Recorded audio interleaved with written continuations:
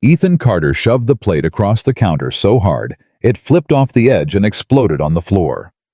Meatloaf. Mashed potatoes. Gravy, somebody's grandmother's recipe, 22 years old, scattered across black and white tile at 7 in the morning. The whole diner went quiet. Maggie Brooks didn't flinch. She picked up a rag, came around the counter, knelt down in her apron and started cleaning it up herself. "Don't," Ethan said. "Don't you dare do that. Somebody's got to," Maggie said. "Might as well be me." What nobody in Ashford knew, not Maggie, not even Ethan's own daughter, was that the folder sitting on the front seat of his truck had one word typed on the tab, and that word was the name of her diner. Before we go any further, type the name of your city in the comments, so I can see how far this story has traveled. And if stories about ordinary people doing decent things still mean something to you, hit subscribe and stay with me to the end. Because what happens in part 4 is the reason I'm telling you this at all. The first thing Lily Carter learned to do by herself was pour cereal. She was 7 years old, and she could do it without spilling, which she was proud of, and she did it every single morning at 6:40, while her father stood at the kitchen counter with his back to her, waiting on the coffee maker, like a man waiting on a verdict. "Dad? Dad. I hear you bug. You're not looking." Ethan Carter turned around. 38 years old, 6'1", Ashford Construction Group ball cap work boots already laced a face that used to belong to a man who laughed at his own jokes before he finished telling them. "I'm looking," he said. "I made 2 bowls." He glanced at the table. 2 bowls of Cheerios. 2 spoons. 2 napkins folded the way her mother used to fold them into little triangles badly. Something moved behind Ethan's ribs, and he pushed it back down where it lived. "I already ate," he said. "No, you didn't. Lily. You didn't." She wasn't crying. That was the worst part. She said it the way you'd read a weather report. "Your bowl's still in the cabinet. I checked.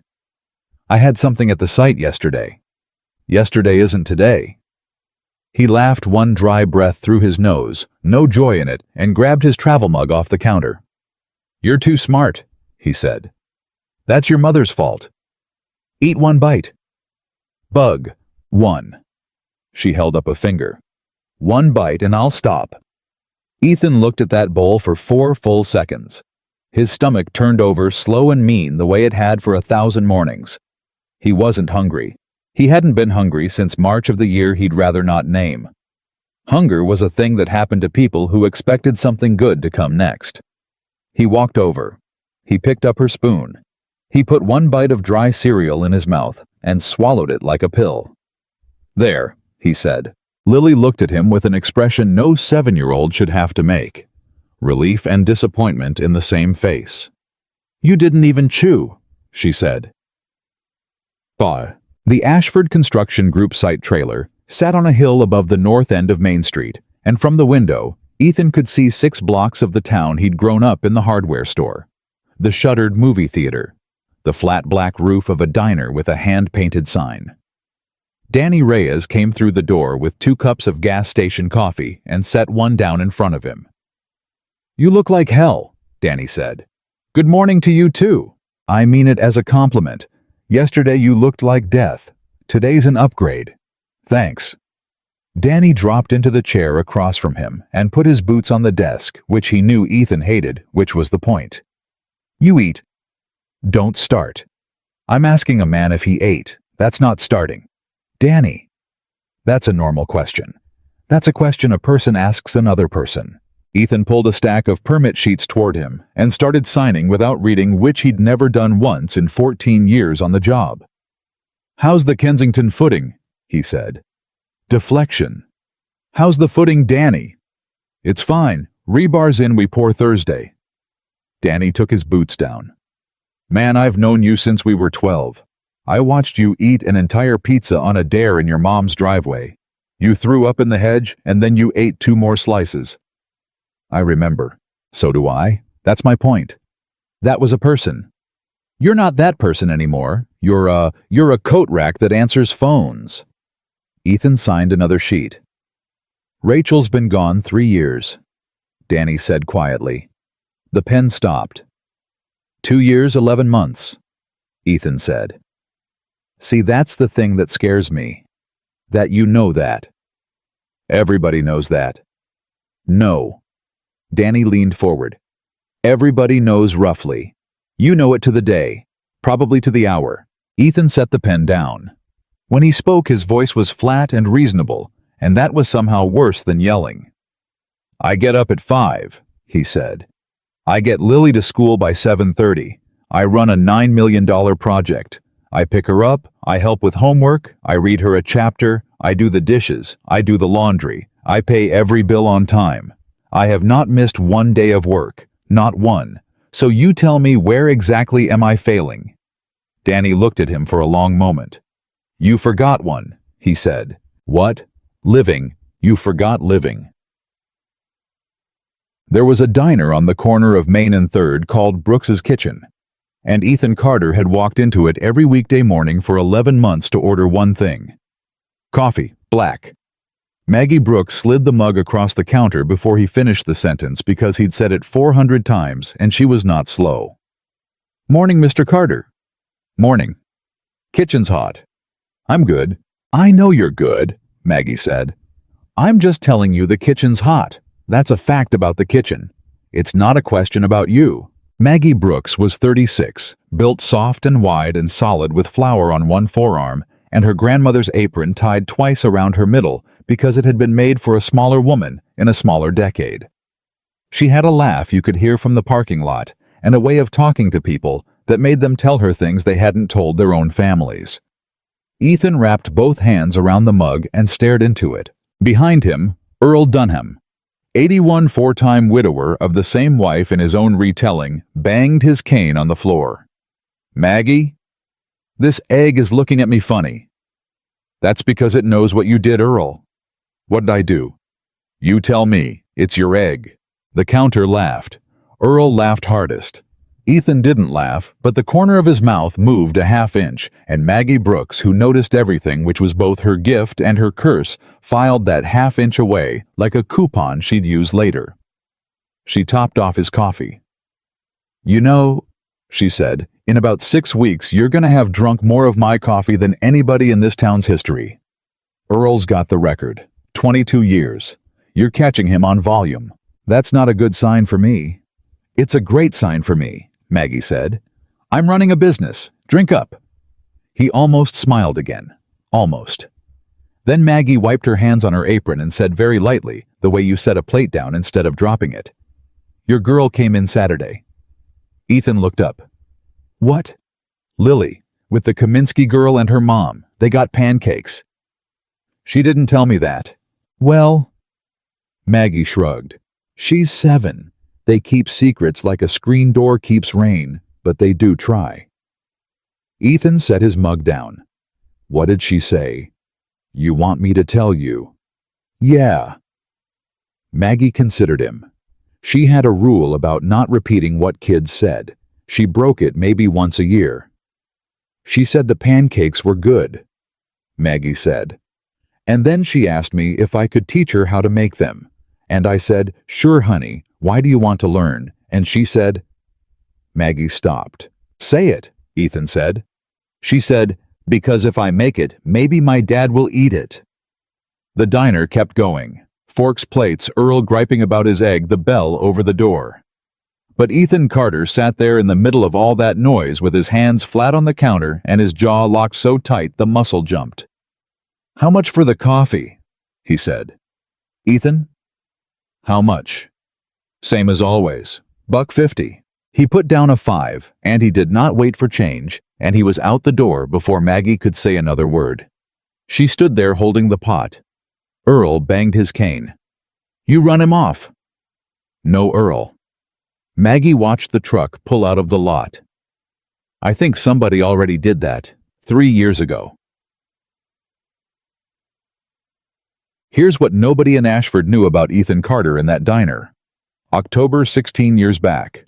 He was 22 and stupid, and he had $11, and a girl named Rachel Ford had agreed to have dinner with him, and $11 will not get you dinner anywhere but a diner. He'd taken her to Brooks's kitchen. Old Nana Brooks was still working the grill then, 70-something, mean as a snake and twice as fast. Rachel ordered the meatloaf. Ethan ordered coffee because $11. Nana Brooks brought out 2 plates. "I didn't order that," Ethan said. "I know what you didn't order, sugar," Nana said. "Eat it anyway. Girl doesn't want to eat alone. Nobody does." They sat in the third booth from the window until 11 at night.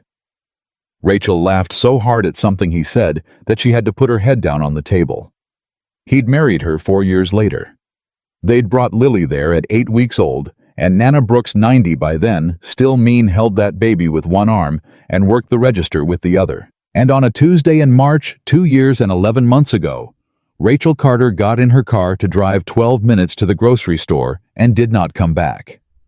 So Ethan Carter went to that diner every morning and ordered coffee, because it was the last place on earth where he'd been a whole man. And he would not eat one bite in it, because eating in that room at that counter, in the smell of that grill, eating there meant it was normal. Eating there meant life had gone on. And if life had gone on, then she was really gone. Coffee was safe. Coffee was penance. Coffee let him sit in the room without accepting what the room was offering. Maggie Brooks didn't know any of that. But she'd been watching him for 11 months, and she'd figured out about 80% of it. The plate went down in front of him on a Thursday. Meatloaf, mashed potatoes, gravy, no fanfare. She set it down the way you'd set down a napkin. "I didn't order that," Ethan said. "I know. Maggie. It's paid for." "By who?" "By me." She turned to grab the pot.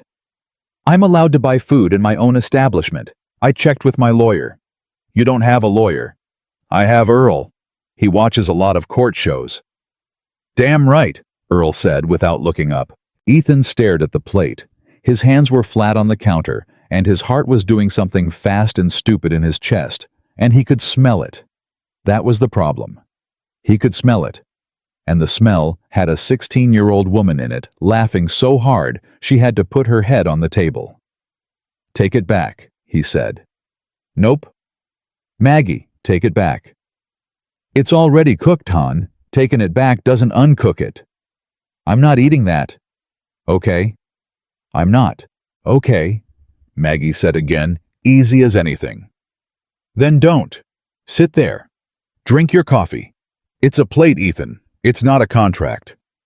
And that word contract out of her mouth on that morning with the folder sitting on the front seat of his truck 15 feet away, that was what did it.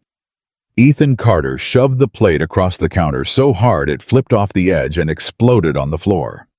The diner went dead silent. Somebody's fork stopped halfway to their mouth. Earl's cane went still.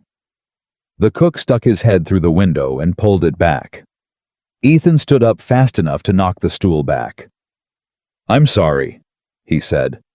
"I'll pay for the—" Maggie was already coming around the counter with a rag. "Don't," Ethan said. "Don't do that. Let me—" She knelt down in her apron. 36 years old, 2 bad knees from 20 years of standing on tile, and she got down on the floor and started picking up his mess with her bare hands. "Don't," he said again, and his voice cracked on it. "Maggie, please." "Somebody's got to," she said. "Might as well be me." "I'll clean it." "You'll cut yourself. You're shaking." "I'm not shaking." Maggie held up his coffee mug. The surface of it was rippling. She set it down. She kept working. "Sit down, Ethan," she said quietly. "You're making the whole room nervous, and Earl's got a heart condition."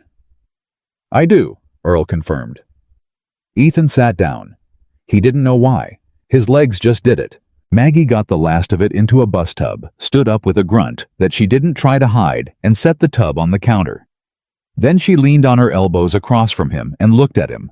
Really looked the way almost nobody had in 3 years, the way that didn't come with a casserole and a card, and let us know if you need anything.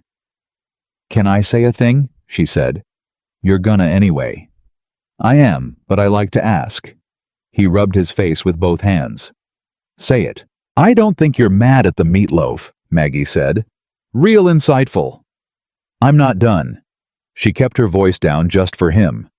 11 months you've been sitting on that stool, not one bite, and I thought, okay, man's not hungry, that's his business.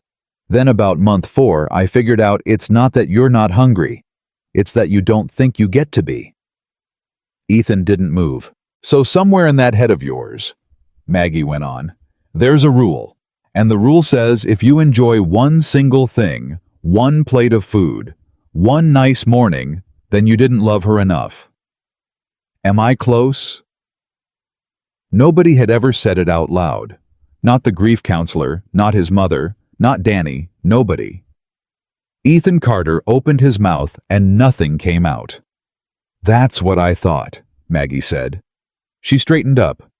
"Okay, enough of that. Your coffee's cold. I'm getting you a fresh one." Maggie: "Yeah." "How much do I owe you for the plate?" She poured. She set it down. She looked him dead in the eye. "You don't owe me a thing," Maggie Brooks said. "That's the part that's killing you, isn't it?" Mad. He sat in his truck in the lot for 11 minutes. Just sat. Hands on the wheel. 10 and 2 like a driving instructor's dream. Engine off. The folder was on the passenger seat where it had been since Monday, and he had not opened it, and he had told himself that was because he'd been busy. Marcus Vale had handed it to him at the Kensington groundbreaking with the smile of a man who has never once been told no. "Take a look when you get a chance, Ethan. No rush, but I'll tell you right now, Ashford Construction's got a hospitality division opening in 18 months, and I've got a name in my head for who runs it. 6 figures, regular hours. You'd be home for dinner every night." Home for dinner. The man had actually said that. To him. Ethan reached over and picked up the folder. His phone buzzed. Lily's school. He let it go to voicemail. 240. She was fine. It was the pickup reminder. It was always the pickup reminder. He undid the clasp. The first page was a site survey. Standard. Parcel map lot lines, a red polygon drawn over a rectangle of Main Street. The second page was a demolition assessment. The third page was a photograph. It was a flat, black roof.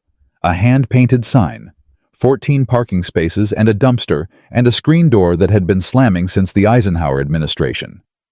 Ethan stopped breathing. He flipped back to page 1 and made himself read the address line slowly, the way you read a doctor's letter. 114 Main Street, Ashford Parcel 114-0-B, existing structure. Brooks Kitchen Commercial, 140 square feet. Recommended action full demolition project. Manager of record, E. Carter. His own name, typed, printed, sitting right there under the word demolition, like it had always belonged there. Ethan looked up through the windshield. Through the diner window, 40 feet away, he could see her. Maggie Brooks, hauling a tub of dirty dishes with both arms, saying something over her shoulder that made Earl Dunham laugh so hard he had to grab the counter. She'd been on her knees 10 minutes ago, picking his supper up off her own floor with her bare hands, and she'd never once raised her voice at him. And in 18 months, if Ethan Carter signed page 4, there would be nothing standing on that corner but dust and a franchise sign. He looked back down at the folder. Clipped to the inside cover was a sticky note. Marcus Vale's handwriting, big, confident blue ink. Ethan, the owner's stubborn, but she's leveraged. Structural report is your call. Make it easy on everybody. MV. Structural report is your call. 3 words. That's all this was. Vale didn't need a court order. He didn't need the town council. He needed one signature from one respected project manager saying that the building at 114 Main was unsafe, and the town would believe it. Because Ethan Carter didn't lie. Everybody in Ashford knew that. That was the whole reason Vale had picked him. His hands were shaking again. He looked at them like they belonged to somebody else. Then his phone buzzed a second time, and this time, it wasn't the school. Maggie Brooks' kitchen. He stared at it. She'd never called him, not once. He didn't even know she had his number, and then he remembered 11 months ago, a rainy Tuesday, he'd left his wallet on the counter and she'd found the emergency card in it. He answered. Yeah. Hey.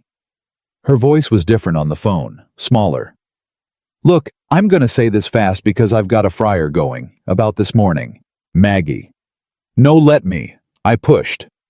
That plate was me pushing, and I don't do that, and I'm sorry.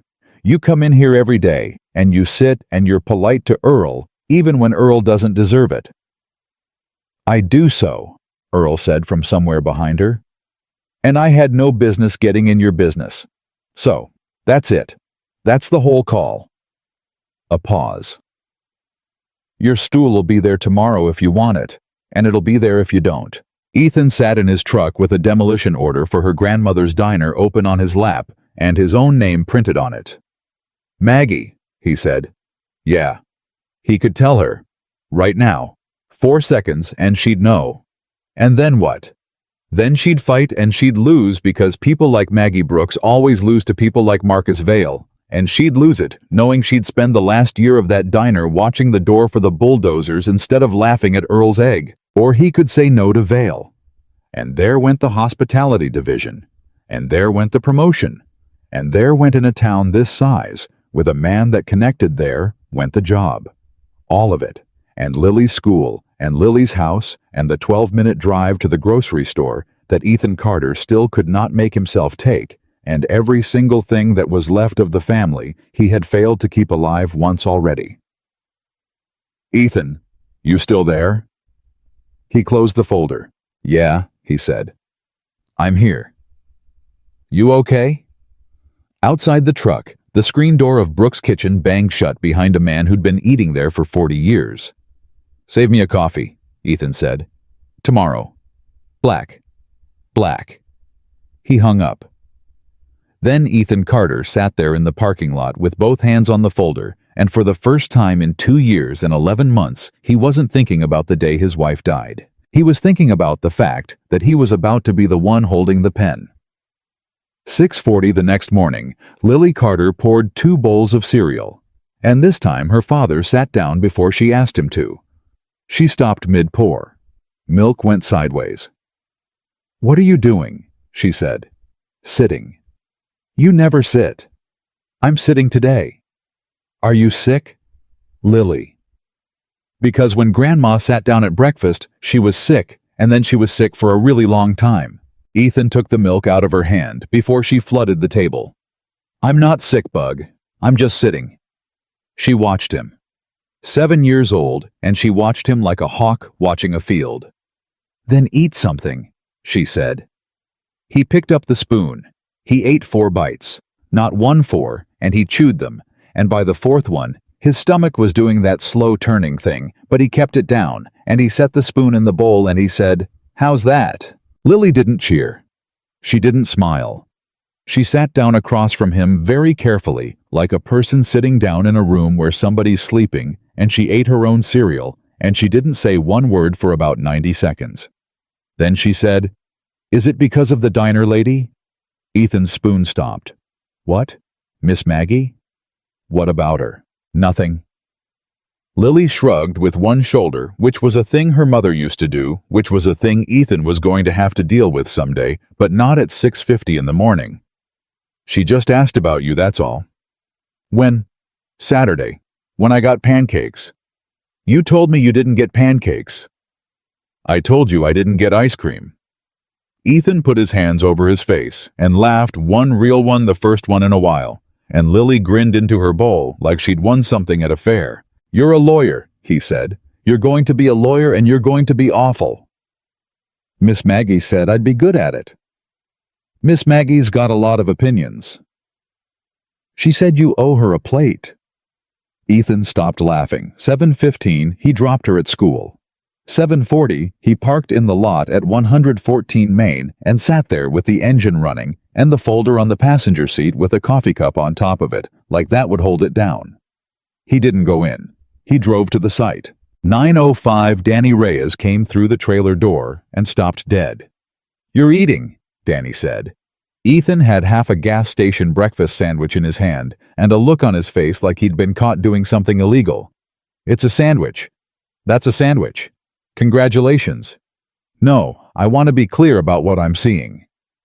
Danny put his coffee down slowly. "Ethan Carter is eating a sandwich, on purpose, with his mouth. Do you want something, or do you want to narrate, 'I want to know who did it'?" "Nobody did it." "Somebody did it. Nobody just wakes up one day and rejoins the human race, man. That doesn't happen. That's a movie." Danny sat. "Is it a woman?" Ethan didn't answer. "It's a woman." Danny. "I'm not judging, I'm celebrating." "It's not a woman." "I'm gonna get a cake." "It's not a woman, it's a plate." Ethan snapped, and it came out louder than he meant, and Danny shut up, and the trailer got quiet enough to hear the compressor running outside. Ethan set the sandwich down. "Somebody put a plate in front of me," he said. "That's all. Somebody put a plate in front of me and didn't ask me for anything, and I threw it on the floor, and she got down on her knees and cleaned it up." Danny didn't say anything for a second. "Who did?" "Doesn't matter. Maggie Brooks did," Danny said. Ethan looked up. "Everybody knows, man. You sit in that diner every morning like a statue of a guy. My mother asks about you. Earl Dunham asks about you. Half this town's been running a slow bet on how long till you eat something." "That's disgusting." "That's a small town." Danny picked his coffee back up. "The over's $40. I got you at 3 years. I'd like to say I'm cheering for my own money, but I'm not, so eat the damn sandwich." Ethan picked the sandwich back up. Then Danny said casually, the way you say a thing that has no weight to it, "Hey, weird question. Why's Kensington got a survey out on 114 Main?" Everything in Ethan's chest went cold and still. "What? 114 Main?" "Vale's guys had a survey crew out there Sunday.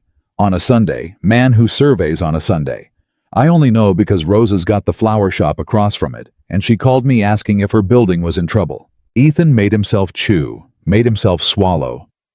"It's a parcel study." "Yeah, but for what? Kensington's 10 blocks north." "It's a study, Danny. They study things." Danny looked at him a beat too long. "Okay," he said. 9:40. Danny was gone, and Ethan sat in the trailer with the folder open on the desk, and page 4 in front of him, and page 4 was a single sheet with a signature line on it, and his name printed under it, and the words above the line said, "In the flat gray language of a business that eats towns for a living.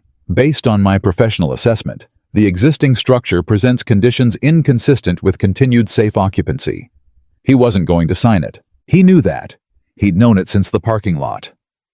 There'd been about 11 minutes yesterday where he'd let himself pretend it was a question, and it wasn't. It had never been a question, because Ethan Carter had put his name on 14 years of buildings in this town, and not one of them had a lie in it. So he wasn't going to sign it. That was the easy part. The hard part was the part that came after, and the hard part had a name, and at 10:20 that morning the hard part called him. "Ethan, Marcus." "Mr. Vale." "Marcus." "Marcus, you look at that folder." Ethan looked at the folder. "I looked at it. And I've got questions." There was a pause on the line that lasted exactly as long as it takes a wealthy man to decide he's not going to be irritated yet. "Sure," Marcus Vale said warmly. "Questions are good. Questions mean you're doing the job. Where are you right now?" "Site trailer." "I'm 40 minutes out. Don't move." He hung up. 10:58. The door opened and Marcus Vale came in like weather. He was 52 and he looked 40, and he had the kind of coat that costs more than a truck, and he'd grown up 9 miles from where he was standing, which was the thing about him that people always forgot, and he never did. "Ethan." He shook his hand with both of his. "How's the girl Lily?" "She's good." "Second grade was second grade. They get funny in second grade. That's when they start catching you lying." He sat down without being asked and put his hands on his knees. "Okay. Questions." "The structure's sound." Vale nodded slowly like he was hearing something wise. "That's not a question," he said. It's a 1948 masonry building with a 1970s roof, and the roof's got maybe 8 years in it. That's the whole report. There's no condition in that building inconsistent with safe occupancy. There's a roof that needs money. Okay. Okay. You're the engineer. Vale spread his hands. You say the roof's got 8 years. The roof's got 8 years. I'm not going to argue with a man about his own trade. That's how you end up in a deposition. Ethan sat back. That was the wrong answer. That was so much the wrong answer that his hands went still on the desk. Then what am I signing? Nothing. Don't sign it. Vale pulled the folder over, closed it, pushed it aside like it was a menu he'd finished with. Forget the report. I don't need the report. You put my name on it. I put your name on it because I wanted you to open the folder, Vale said, and he smiled, and it was a genuinely warm smile, which was the most frightening thing Ethan had seen all week. Ethan, you're a hard man to get in a room. I've been trying to have this conversation with you for 8 months. So yeah, I put a demolition sheet in front of you with your name on it, and you opened it, and here we are. That's not a threat. That's marketing. Then what do you want? Vale leaned forward. I want you to run my hospitality division. Ethan said nothing.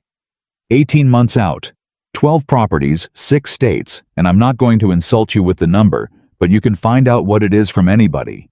And before you say anything, the diner's happening either way. There it was. Say that again, Ethan said. The diner's happening either way. Vale said it kindly. That was the thing. He said it the way a doctor tells you the results. I don't need your signature. I don't need a structural report. I've got a note holder, Ethan. I bought the paper on that building in March. Ethan's ears started ringing. She's got a mortgage, Vale said. Her grandmother refinanced in 2009 to keep the doors open, and it's been sitting at Coastal Regional ever since. And Coastal Regional sold a package of 43 loans in the spring. And I bought 11 of them. Hers was number 6. I didn't pick it out of a hat. I picked it because it's on a corner. You're her bank. I'm her bank. She doesn't know. Why would she? Nobody reads the servicing notice. It's a postcard. Vale shrugged. She's current, by the way. I want to be clear. She's never been late. She's got a woman who does her books on Thursdays, and that woman is very good. Then what do you want with me? And Marcus Vale looked at him for a long moment, and for 1 second, something honest moved behind his face. Because I don't want to be the guy who bulldozed Nana Brooks' diner, he said. I'm from here, Ethan. I ate there. I was 14 and I had a black eye, and that woman gave me a piece of pie and told me my father was a coward. I don't want this ugly. I want it clean, and I want it fast, and I want the town to look at it and go, well, that's a shame, and then go get lunch somewhere else. He tapped the desk twice. And the town won't do that if some clown from Charlotte runs it. They'll do it if you run it. They trust you. That's the whole product I'm buying. Your face. No? Don't say no in the first 30 seconds. It's rude. No. Vale nodded unbothered. 11:20. He said, checking his watch. Okay. Here's what I'm going to do, and I want you to hear the whole thing before you do anything with your face. He stood up. The balloon on her note comes due September 30th. That's not me. That's 2009. She owes $192,000 in a lump on September 30th. And she doesn't have it. And she was going to refinance it, and refinance is my decision now. I can extend her. 5 years, same rate, 1 signature, and that diner outlives both of us. And you take the division. Ethan stood up too. You want to trade me her diner, he said, for my name. I want to hire you, Vale said, and I'm telling you what else comes in the box. Those are the same sentence, Ethan. You've been in construction 14 years. Don't act like you just got here. Get out of my trailer. That's my trailer. Get out of my trailer. Marcus Vale went to the door. He stopped with his hand on it. You know what I hope, he said. I hope you tell her. I really do. Because I've watched 3 of these, and the ones that go bad are the ones where a good man decides to protect somebody from information. He opened the door. September 30th. That's 104 days. You don't have to like me. Just don't take 104 days to figure out you can't stop me. The door shut. 11:26 Ethan Carter sat back down in a chair that felt like it was at the bottom of a lake. 2:40 he picked Lily up. 3:10 she did homework at the kitchen table. 4:15 she asked him what was wrong, and he said nothing, and she said okay, in a way that meant she was writing it down somewhere in her head. 6:05 he drove to the diner. It was closed.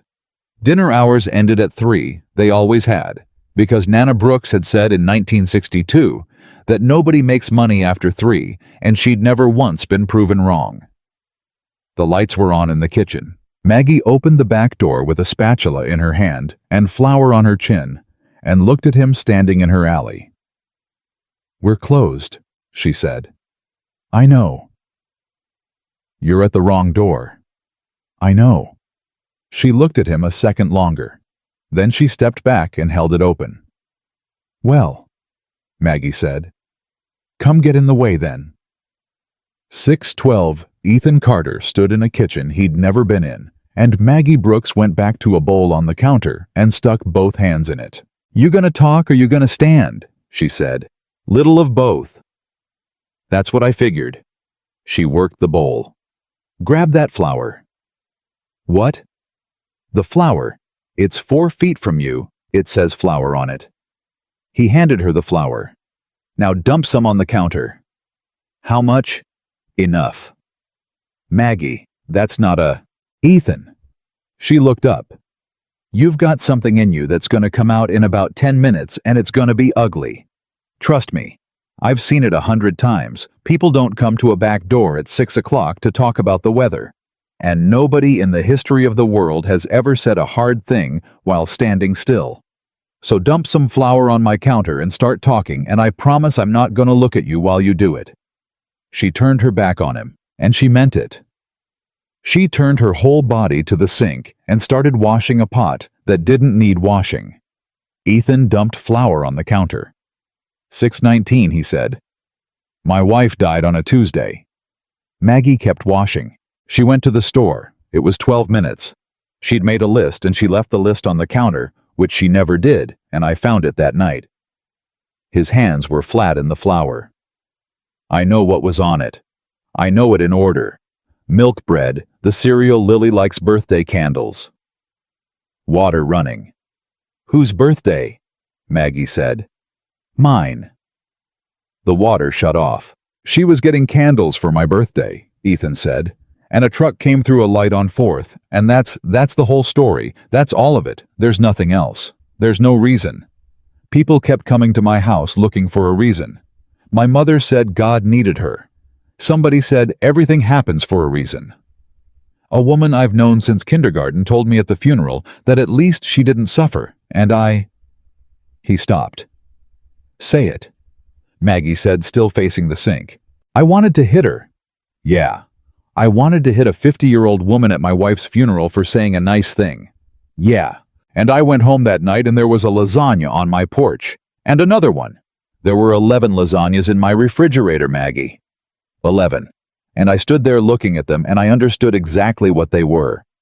He pushed his hands into the flour. "They were a receipt. Everybody in this town paid what they owed, and they went home and their lives went on. And I was supposed to eat the lasagna so they could stop feeling bad." "Did you eat it?" "I threw all 11 of them in the garbage at 2 in the morning so nobody would see." Maggie turned around then. "Good," she said. Ethan looked up. "What?" "I said good." She wiped her hands. "You want me to say that's terrible? Those people didn't bring you food. Food's a thing you cook for somebody. They brought you a transaction. You were supposed to eat it and heal on their schedule so they didn't have to watch." She leaned back against the sink. "I'd have thrown him out too. I'd have thrown him out the window." Ethan Carter stood in a kitchen with flour on his hands and started to laugh, and it turned over on him halfway out and came apart in his chest, and he put both hands on the counter and dropped his head and made a sound he had not made in 2 years and 11 months. Maggie didn't touch him. She didn't say it's okay. She didn't say let it out.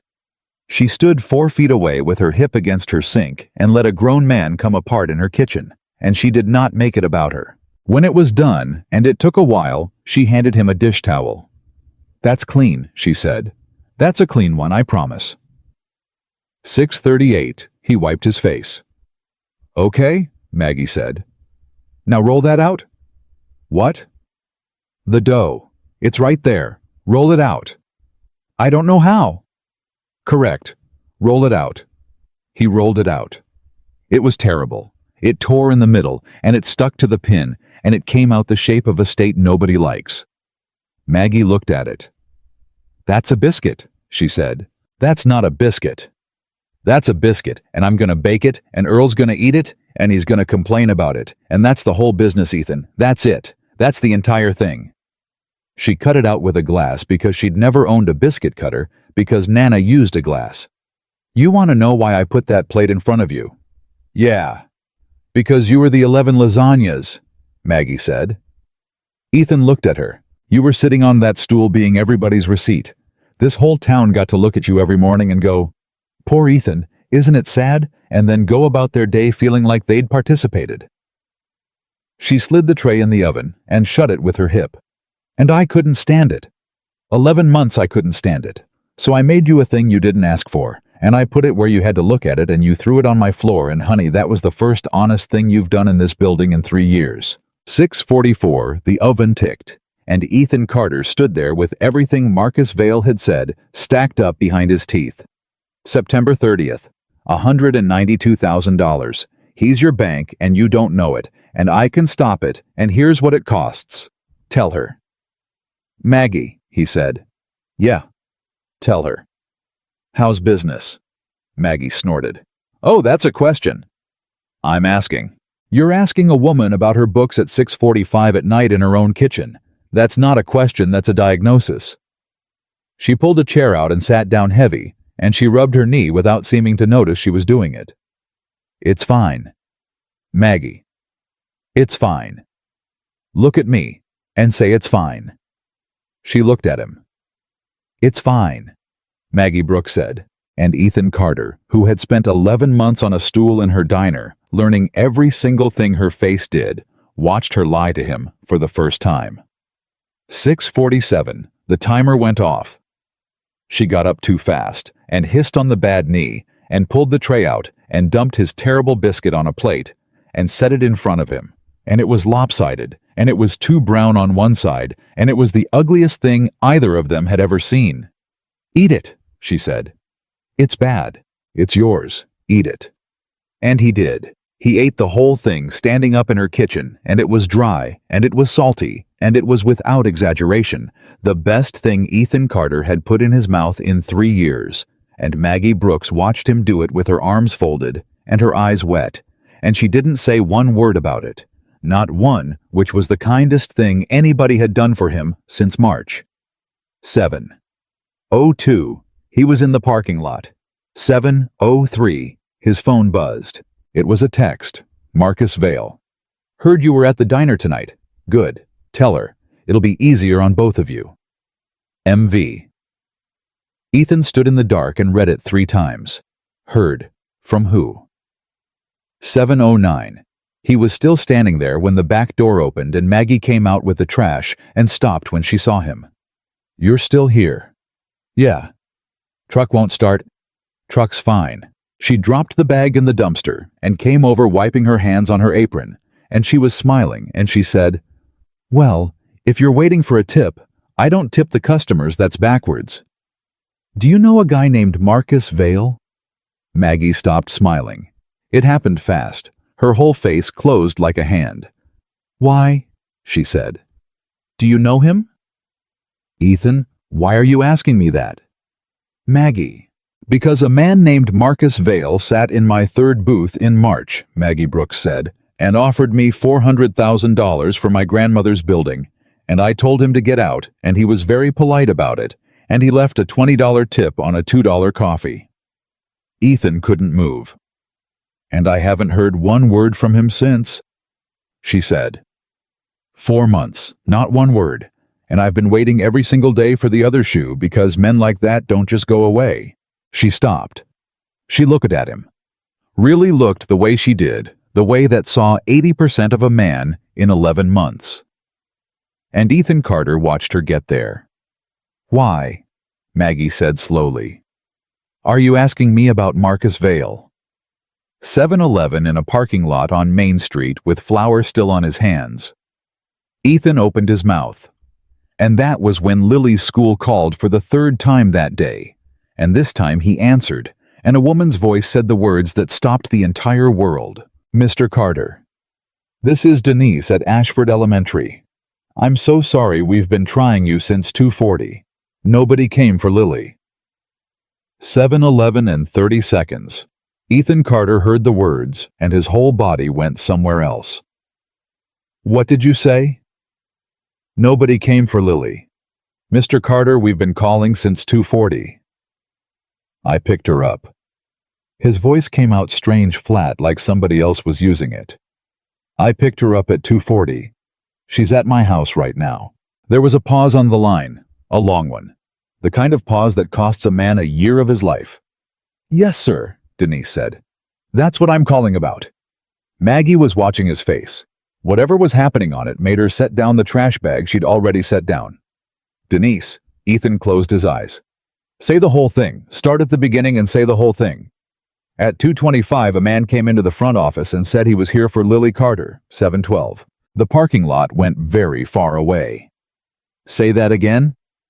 "He had a form. He had one of our forms.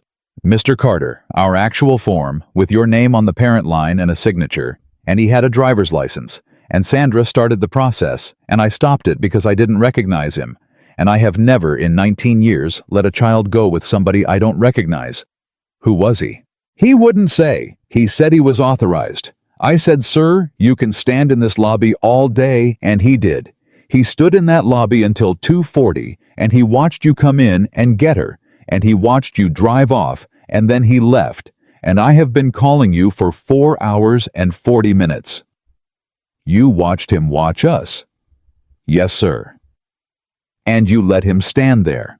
"Mr. Carter, I couldn't make him leave. I'm a secretary. I'm not a—" Denise stopped. Her voice broke a little. "I locked the inner door. I want you to know that. I locked the inner door, and I sat between him and that hallway the whole time, and I would have sat there till midnight." Ethan put his hand on the hood of his truck to keep himself on the ground. "Denise." "Yes, sir." "What did he look like? 50s, gray jacket, ordinary?" "That's the thing, he was so ordinary, he was polite the entire time. He said thank you when he left." A shaky breath. "He said thank you, and then he said, 'Tell Mr. Carter I'll catch him at home.'" 7:13. "Ethan," Maggie said. He was already in the truck. 7:13 and 40 seconds. The passenger door opened, and Maggie Brooks climbed in with her apron still on. "What are you doing?" "Coming with you." "Maggie, get out." "Nope. Get out of my truck." "Drive," Maggie said, and pulled the door shut, and Ethan Carter drove. 7:15. He ran a stop sign on 3rd. 7:15 and 10 seconds. Maggie said quietly, "Not scared, just even, Ethan. If you kill us, nobody's at your house at all." He slowed down. Barely. But he did. "Call your sitter," Maggie said. "What? You didn't leave a 7-year-old alone. You're not that man. Who's with her?" "Kaminsky, Bree's mom." "Call her." He handed Maggie the phone because his hands were doing something he didn't like, and Maggie thumbed through it and found it and put it on speaker. 2 rings, 3, 7, 16, 4 rings. "Come on," Ethan said. 5. "Hello. Angie." Ethan almost drove into a mailbox. "Angie, is she there?" "Is who where, Ethan?" "Lily. Is Lily with you?" "She's on the floor doing a puzzle." "She's been on the floor doing a puzzle for an hour. What is going on?" "Is your door locked?" "What? Angie, is your front door locked?" There was a silence, and then the sound of a woman standing up fast, and then a deadbolt. "It is now," Angie Kaminsky said. Ethan, what is happening? 7:17.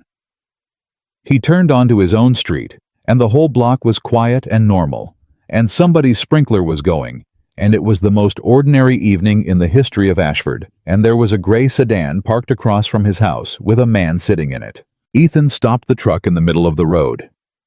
Ethan. Maggie's hand landed on his forearm. Ethan, look at me. He's right there. I see him. He's sitting in front of my house. I see him, look at me. She squeezed, hard. Harder than a woman who bakes should be able to squeeze.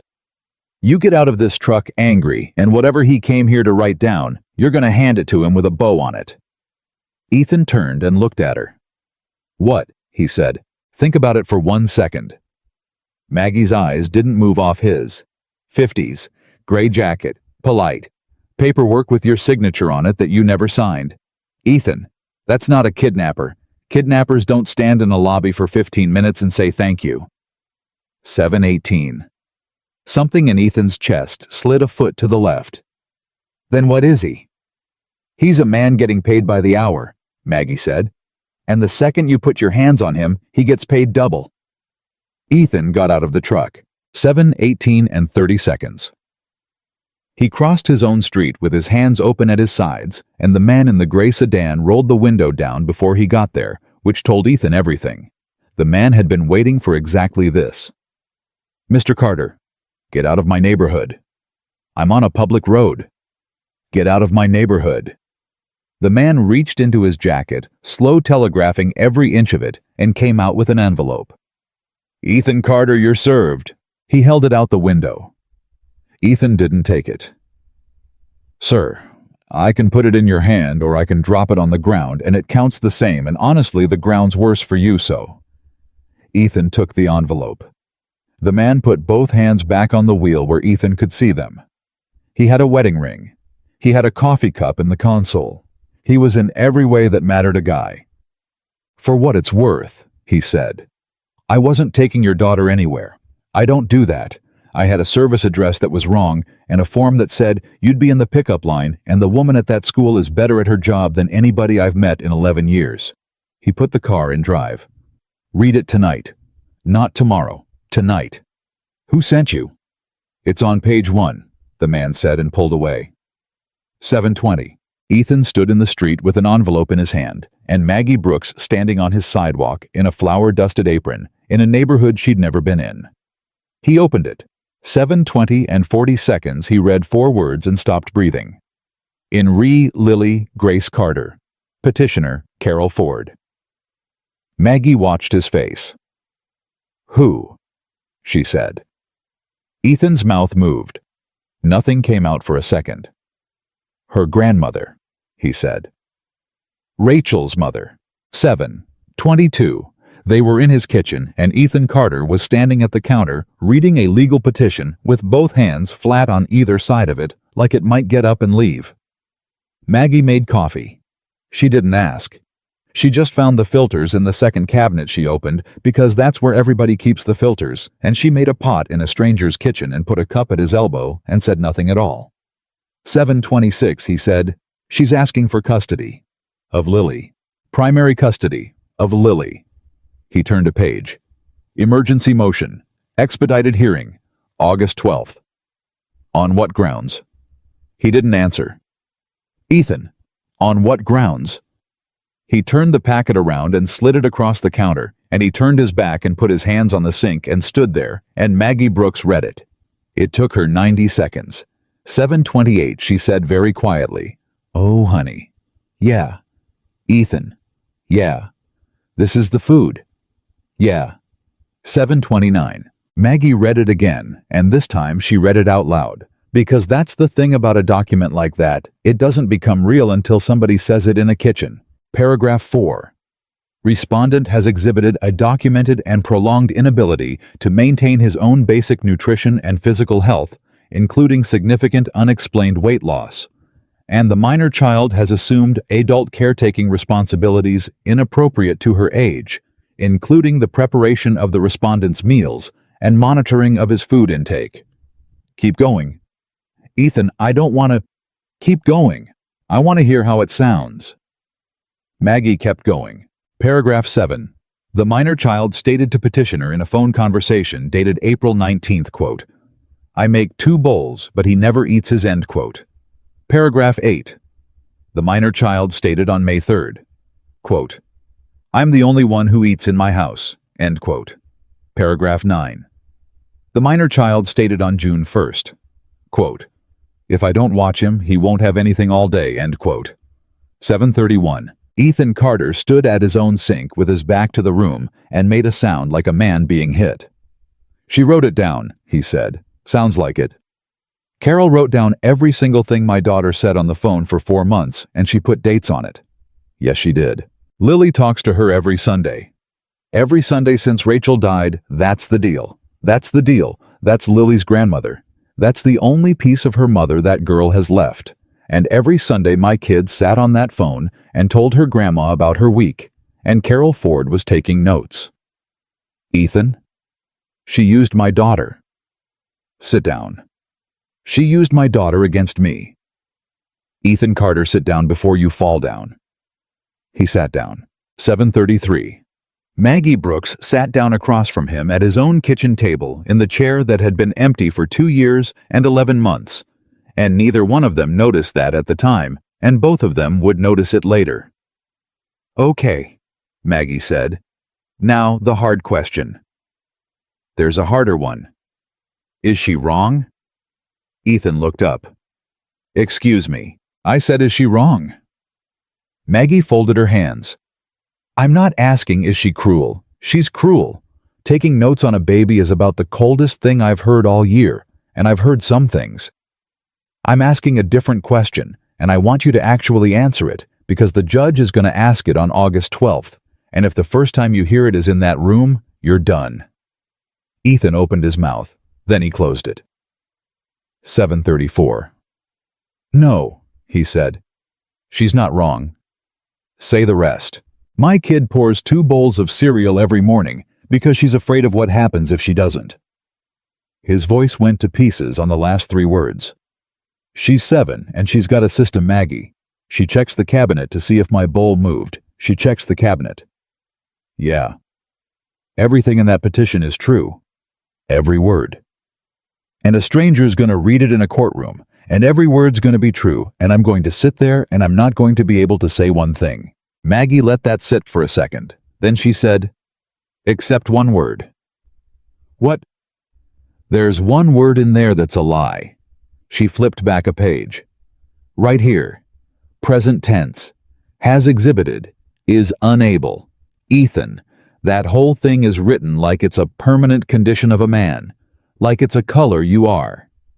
She looked up. You ate a biscuit 40 minutes ago. That's not, you ate 4 bites of cereal this morning. How do you know that? Because Lily told Bree Kaminsky, and Bree Kaminsky told her mother, and her mother came in for pie at 11. Maggie said, this is Ashford. You can't sneeze here without 3 people saying bless you and 1 saying she's pregnant. Ethan laughed. It came out wrecked. 43 days, he said. What? August 12th. That's 43 days. He rubbed his face with both hands. 43 days to prove I'm a different man than the one my daughter's been describing on the phone for 3 years. 7:38, the front door opened. Dad. Ethan was up out of the chair so fast it hit the floor. Lily Carter came in with a puzzle box under her arm, and Angie Kaminsky right behind her with a phone in her hand and a look on her face. And Lily got 4 steps into her own house and stopped because there was a woman sitting at her mother's chair. Everything stopped. 7:38 and 20 seconds. Lily looked at Maggie. Maggie looked at Lily. And Maggie Brooks did the only smart thing anybody did all night. She didn't stand up. She didn't smile too big. She didn't say hi, sweetheart. She stayed exactly where she was and said in a completely normal voice, like they were at the counter on a Saturday. Your dad made a biscuit tonight, and it was the worst biscuit I've seen in 20 years. Lily's whole face changed. He made one? He made a thing shaped like Michigan. Did he eat it? Every crumb. Lily turned to her father with her mouth open. And Ethan Carter, who had been served with a petition to take his child 18 minutes earlier, said, "It was terrible, Bug." Was it, though? It was the worst food ever made in the state. "Can I have one?" "They're bad, Lily." "I want a bad one," Lily said with the total moral certainty of the second grade, and Maggie Brooks put her hand over her mouth and looked at the ceiling for a second. 7:40. Angie Kaminsky said, "Ethan." Hallway. 7:40 and 30 seconds in the hallway, Angie said, "Who was in the car?" "Process server." "For what?" Angie. "Ethan Carter. My daughter is in that living room, and there was a man watching your house, so I'm gonna need you to be a person about this for 1 minute. Ethan looked at her. He'd known Angie since she was 11. She'd been at his wedding. She'd brought one of the 11 lasagnas. "Carol's filing for custody," he said. Angie Kaminsky went white. "Carol Ford." "Yeah." "Carol Ford, who moved to Charlotte and didn't come to the memorial." 7:41. Ethan stopped. "What?" Angie's hand went to her mouth. "You didn't know that?" Angie. "Oh, honey, I thought you knew." "She was there." Ethan's voice dropped. "She was at the memorial. She sat in the second row. I've got a picture." "She was at the funeral," Angie said. "The funeral in March. The memorial was the one in September, the tree planting at the elementary school, the one Lily read at." She was talking fast now, the way people do when they realize they've opened something. "Ethan." That little girl stood up in front of 200 people and read a paragraph about her mom, and I looked around for Carol because I thought she'd want to see it, and Rachel's cousin told me Carol said it was too far to drive. 7:42. Ethan Carter stood in his own hallway. "It's 109 minutes, he said. "I know." "From Charlotte. It's 109 minutes. I've driven it." "I know." "She said it was too far to drive." "That's what I heard. I didn't tell you because it was September and you weren't." Angie stopped. "You weren't anywhere, Ethan. In September you weren't anywhere at all." 7:44. Ethan walked back into his kitchen and picked up the petition and turned to the last page and read the signature block, and there it was, and under it there was an address, and the address wasn't Charlotte. It was Ashford. There was an Ashford address on a Charlotte woman's court filing. "Maggie." "Yeah." "She's here." "Who's here?" "Carol." He turned the page around. "She's not in Charlotte. She's got a local address. She rented something on Whitmore." Maggie read it. Something moved across her face and Ethan caught it. "What?" "Nothing." "Maggie." "What?" Maggie Brooks looked at the address for a long 3 seconds. "That's not a rental," she said. "That's the Whitmore building. That's an office building. My accountant's in that building." She looked up. "Ethan? Why does a grandmother filing for custody put a lawyer's office as her address?" 7:46. Neither one of them said anything. Then Ethan said slowly, "Because it's not her lawyer's office." "What?" "Because that's not where she is. That's where the filing came from." He was flipping pages now, fast the way he read a set of drawings, and 14 years of catching other men's mistakes in the small print took over his hands. "Look at this. Look at the formatting. Maggie, this thing's got a firm footer on every page, and the firm's not named anywhere. Somebody stripped the letterhead. Who strips their own letterhead off a filing? Somebody who doesn't want you to know who they are." "Somebody who doesn't want me to know who they are," Ethan said, "before August 12th. 7:48. His phone lit up on the counter. Both of them looked at it. Marcus Vale. Maggie's face did something Ethan had never seen it do. It went absolutely still. "Don't," she said. He answered. Ethan, warm, delighted, like an uncle. "Long day. Listen, I'm going to be quick, I know it's late." "How'd you know I was at the diner tonight?" Ethan, "You texted me at 7:03. I was in her parking lot at 7:03. "How?" "Because a man in a gray Malibu who's been sitting on your house since 4:30 called somebody, And that somebody called somebody, and this town's got maybe 9 people in it who actually decide anything, and I have lunch with 6 of them. A little laugh. That's not sinister, son. That's just a small town with a good phone tree. You know about the petition. I know about the petition. 7:49. Ethan put a hand on the counter.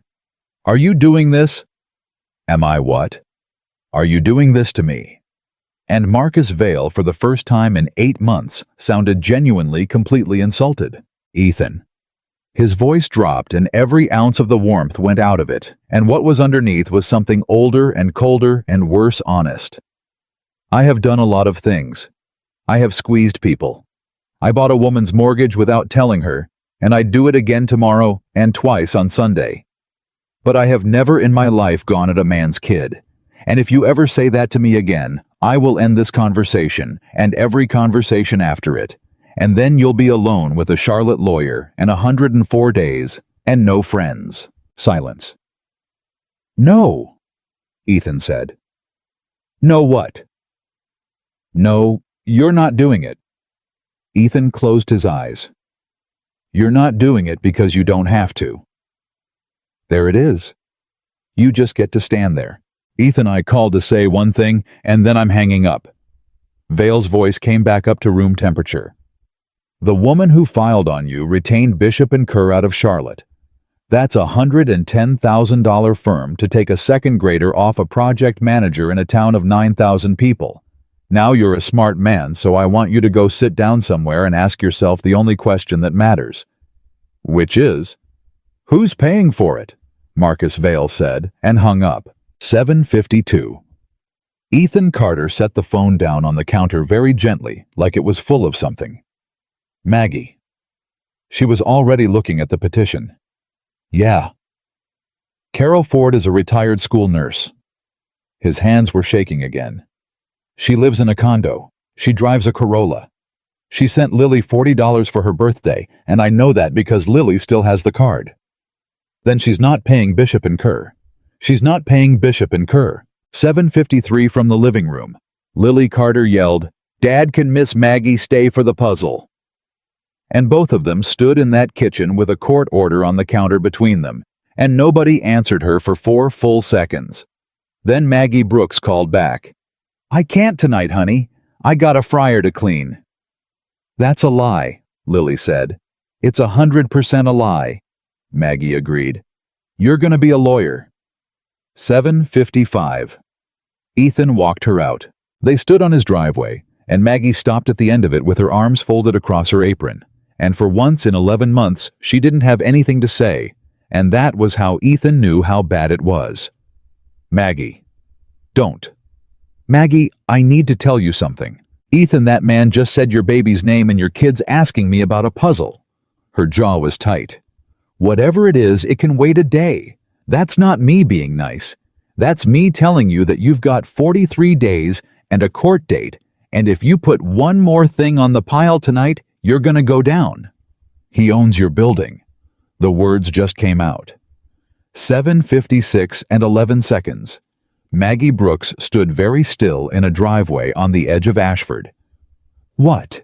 Marcus Vale bought your note in March, from Coastal Regional. He's your bank, Maggie. He's been your bank since March. Ethan couldn't stop now. You've got a balloon payment on September 30th, $192,000, and the only person on this earth who can extend it is him. And he offered me a job to be the face of tearing it down, and I told him no this morning in my trailer, and he told me it doesn't matter because he doesn't need me. He never needed me. He just wanted the town to swallow it easy. Maggie didn't move. Say something, Ethan said. She didn't. Maggie. How long have you known? Since Monday. Since Monday I've known there was a folder. I opened it yesterday in your parking lot. Yesterday? Yeah. Yesterday when I called you. Her voice was very quiet, and it was so much worse than yelling. Yesterday at 4 o'clock when I called you and apologized to you, for a plate. Ethan couldn't speak. You had my grandmother's building on your lap, Maggie said, and you said save me a coffee. 7:58. Maggie. Don't. She held up one hand, and it was shaking, and she noticed it and put it back down. Don't. I need you to not. I was going to tell you tonight. That's why I came to the back door. I stood in your kitchen for 45 minutes trying to— You stood in my kitchen and I told you about the 11 lasagnas, Maggie said. No, I told you about your 11 lasagnas. I stood there and I looked you in the eye and I told you the truest thing I know about people, and you had a demolition order in your truck. Yes. Yes. She laughed once, and there was nothing in it. Well, 7:59. I asked you how business was, Ethan said. I asked you and you told me it was fine. You looked at me and you said it was fine and you knew it wasn't. Don't you do that. You lied to me too, Maggie. I lied about my diner. It cracked out of her the first time he'd ever heard her voice go up, and it went through that quiet street like a rock through glass. That's mine to lie about. I get to lie about my own building. That's the one thing in this world that's mine, Ethan. You lied about it to me. 8:01. Maggie Brooks stood in the dark with flour on her apron and her grandmother's diner sitting on a corner 4 miles away with 104 days left on it. And then, because she was who she was, she wiped her face with the back of her wrist once fast and squared up. Okay, she said. Okay. Okay. She took a breath. You've got 43 days and a lawyer from Charlotte and a woman writing down your kids' phone calls. That's the fire. That's the actual fire, Ethan. And I'm not going to be the thing that takes your eye off it. My roof's got 8 years. Your girl's got 43 days. Maggie, don't do that. Do what? Don't do the thing where you make it small so I don't have to carry it. She looked at him. And for 1 second, one single second, Maggie Brooks let him see all of it. The whole thing, 36 years, and 2 bad knees, and a grandmother, and $192,000. Go inside, she said. Your daughter's waiting on a puzzle. Maggie. Ethan! She was already walking. I'm going to go home, and I'm going to sit down, and I'm going to be furious at you for about a day and a half, and then I'm going to come get you because that's what I do. She got 20 feet. Then she stopped. 8:03.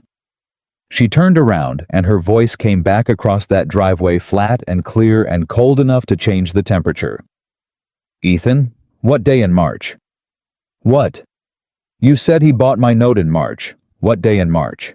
Ethan pulled his phone out and opened the photo he'd taken of page 1 in a parking lot yesterday and read the date on the transfer line. And every single thing in him went quiet. March 14th, he said. Maggie Brooks stood in the dark. March 14th, she repeated. Yeah. Ethan. Her voice didn't sound like her voice. He sat in my third booth on March 14th and offered me $400,000 for that building. I know you told me. No. She took one step back toward him. Listen to what I'm telling you. He offered me $400,000 for a building he had already bought the note on that morning. He didn't need to make me an offer. He never needed to make me an offer. The street was completely silent. So why'd he come in? Maggie said. And out on Whitmore Street, in an office with the letterhead stripped off a light, was still on at 8:04 at night. 8:04, and Ethan Carter stood in his driveway watching Maggie Brooks' taillights turn onto Whitmore, and he did not have an answer for her. 8:06, he went inside, and his daughter was on the living room floor with 400 puzzle pieces and every light in the house on. She left, Lily said. She had a fryer. That was a lie. Yeah. Why'd she lie? Ethan sat down on the floor. His knees popped. He was 38 years old, and he sounded like Earl Dunham getting off a stool. Because grown-ups lie when they think it's kinder, he said. Is it no bug? Lily pushed a piece into place. It didn't fit. She pushed harder. Don't force it, Ethan said. It goes there. It doesn't. It looks like it goes there. Lily. He took it out of her hand and turned it around and set it 4 inches to the left, and it slid in like it had been waiting. Looking like it goes there is how you end up with a puzzle that's wrong everywhere, and you don't find out till the end. Lily stared at it. That's not about the puzzle, she said. Ethan laughed. 8:14, she said without looking up. Dad, am I in trouble? And every muscle in Ethan Carter's body locked. Why would you be in trouble? Because Grandma Carol called on Sunday, and she asked me a lot of questions, and then she said, "Don't tell your dad we talked about it." Lily kept her eyes on the puzzle. And I didn't tell you, so I lied too. 8:14 and 40 seconds. Ethan Carter had never wanted to break something so badly in his entire life. "You're not in trouble," he said, and he made his voice come out steady if it killed him. "You're not in 1 ounce of trouble." What did she ask you? If you were sad. What'd you say? I said you're not sad, you're just quiet. Lily turned a piece over. And then she asked if you ate dinner. And I said you eat sometimes. Her chin came up, and there it was, 7 years old, and defending him, and it went through Ethan like a nail. I said sometimes on purpose, Dad, because she was doing a voice. What voice? The voice grown-ups do when they already know the answer. 8:16. Ethan put his hand on the back of his daughter's head. Bug. What? Through it. And Sunday when she calls you, can tell her whatever you want. You can tell her every single thing. You don't ever have to protect me. That's backwards. That's been backwards for a long time, and it's my fault, not yours. Lily looked at him for a long second. Okay, she said. Then she said, Can I still get a bad biscuit? Yeah. When? Soon. That's what you said about the zoo. 8:17.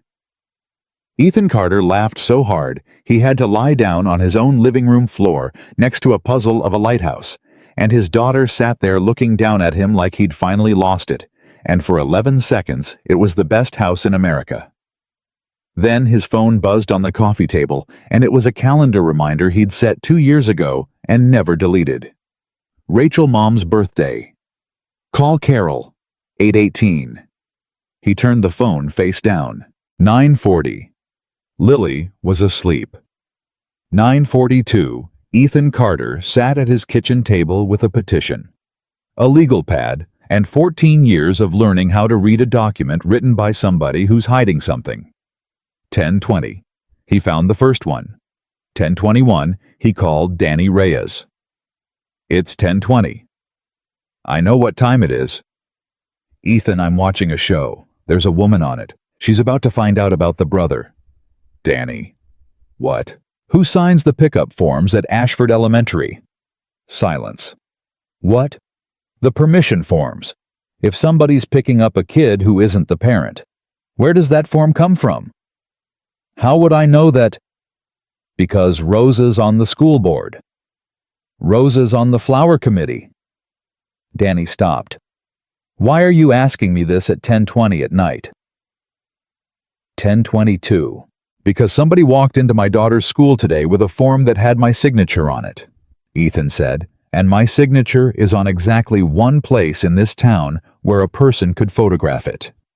Where? The permit desk. Danny didn't say anything for 4 seconds.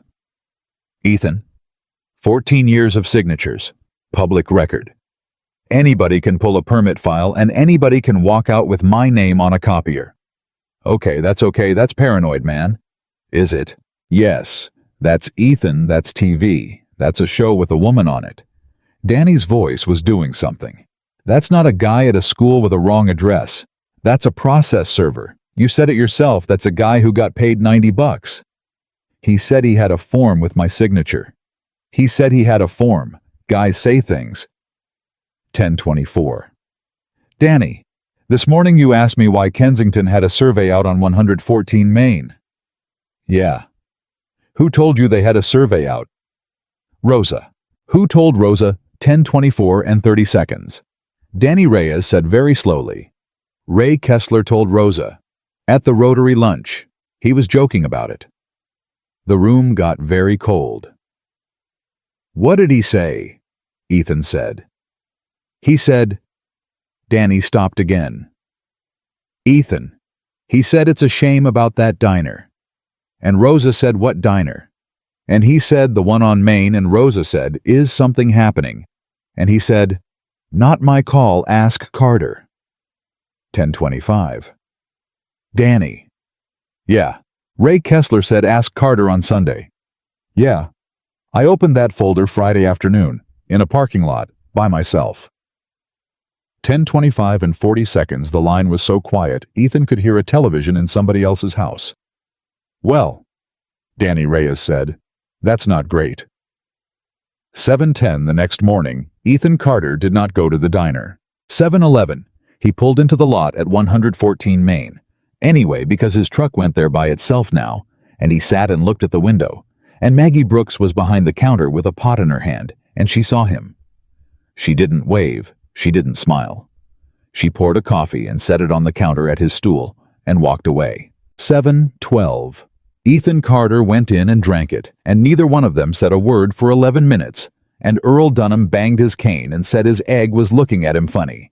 And Maggie said that's because you're looking at it funny.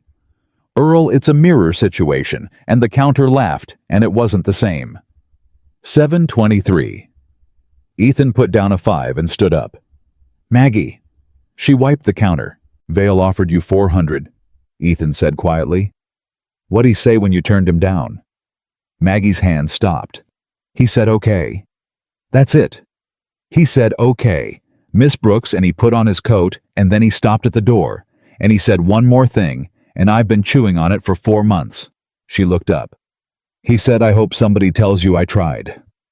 7:24. Ethan Carter stood there. He hoped somebody tells you he tried, he repeated. That's what he said.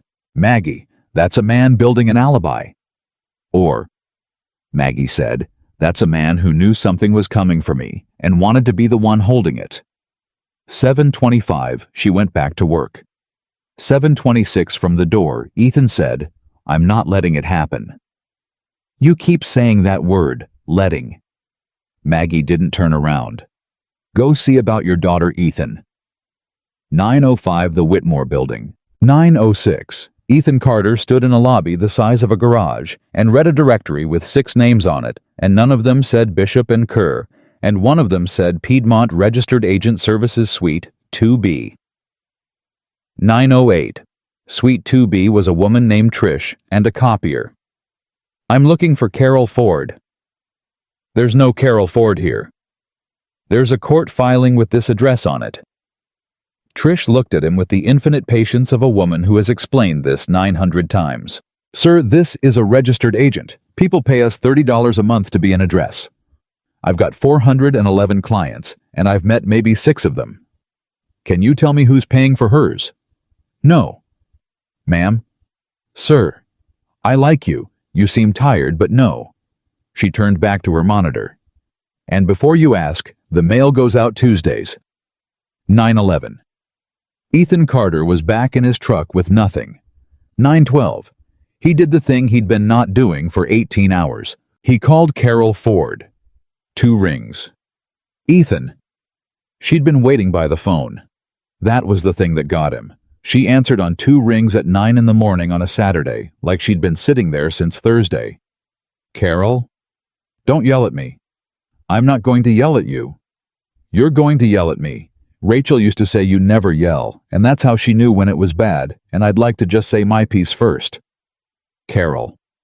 Ethan closed his eyes. Where are you? 9:13. I'm at the Days Inn on 42, Carol Ford said. Ethan sat up. You're here. I've been here since Tuesday. You've been in Ashford since Tuesday. Yes. You've been 9 minutes from your granddaughter for 4 days, Ethan said, and you didn't call her. And Carol Ford, 66 years old, retired school nurse, said, my lawyer told me not to. 9:14. Ethan started the truck. 9:31. The Days Inn on 42, room 118. And Carol Ford opened the door in a cardigan with her hair done, and she'd done her hair. That was the thing, she'd done her hair to be yelled at. She looked exactly like Rachel would have at 66. That was the part nobody warns you about. Come in, she said. I made the coffee. It's terrible. 9:33. Ethan Carter sat in a chair at a motel desk, and Carol Ford sat on the edge of a made bed with her hands in her lap. "You want to say it?" she said. "Say it." "You took notes on my daughter." "Yes, I did." "You wrote down what a 7-year-old said on the phone and you gave it to a lawyer." "Yes, I did," Carol said. "And I'd do it again." 9:34. "Do you know what she said to me last night?" Ethan's voice was almost gentle, and that was because if he let go of it at all, it was going to take the roof off. "She asked me if she was in trouble. Because you told her not to tell me." Carol Ford flinched like he'd swung at her. "I didn't." "You said don't tell your dad we talked about it." "I said—" She stopped. Her hands came up and pressed against her mouth. "Oh. Yeah. Oh, I did say that." "You did." "I said it because I didn't want you to think I was checking on you." Her eyes went red fast all at once, the way old people's do. "That's why I said it. I swear on her. I said it because I didn't want to embarrass you." 9:35. Ethan believed her. That was the worst part of the whole morning. He looked at Rachel's mother sitting on a days-in bed at 9:35 in the morning, with her hair done, and he believed every word. "Carol." He leaned forward. "Why are you doing this?" "Because you're dying." The room stopped. "What? You're dying, Ethan." Carol Ford's voice came apart right down the middle. "You're dying in front of that child, and you're doing it slow, and you're doing it politely, and everybody in that town is watching you do it, and clapping about how well you're managing. I'm not— You weighed 190 at my daughter's wedding." Ethan couldn't speak. "I saw you in September," Carol said. "At the tree thing. At the school." 9:36 and 30 seconds. Everything in Ethan Carter's head went silent.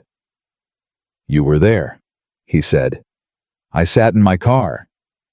Angie Kaminsky told me you said it was too far to drive. I told Rachel's cousin it was too far to drive because I couldn't say the real thing out loud in a phone call," Carol Ford said.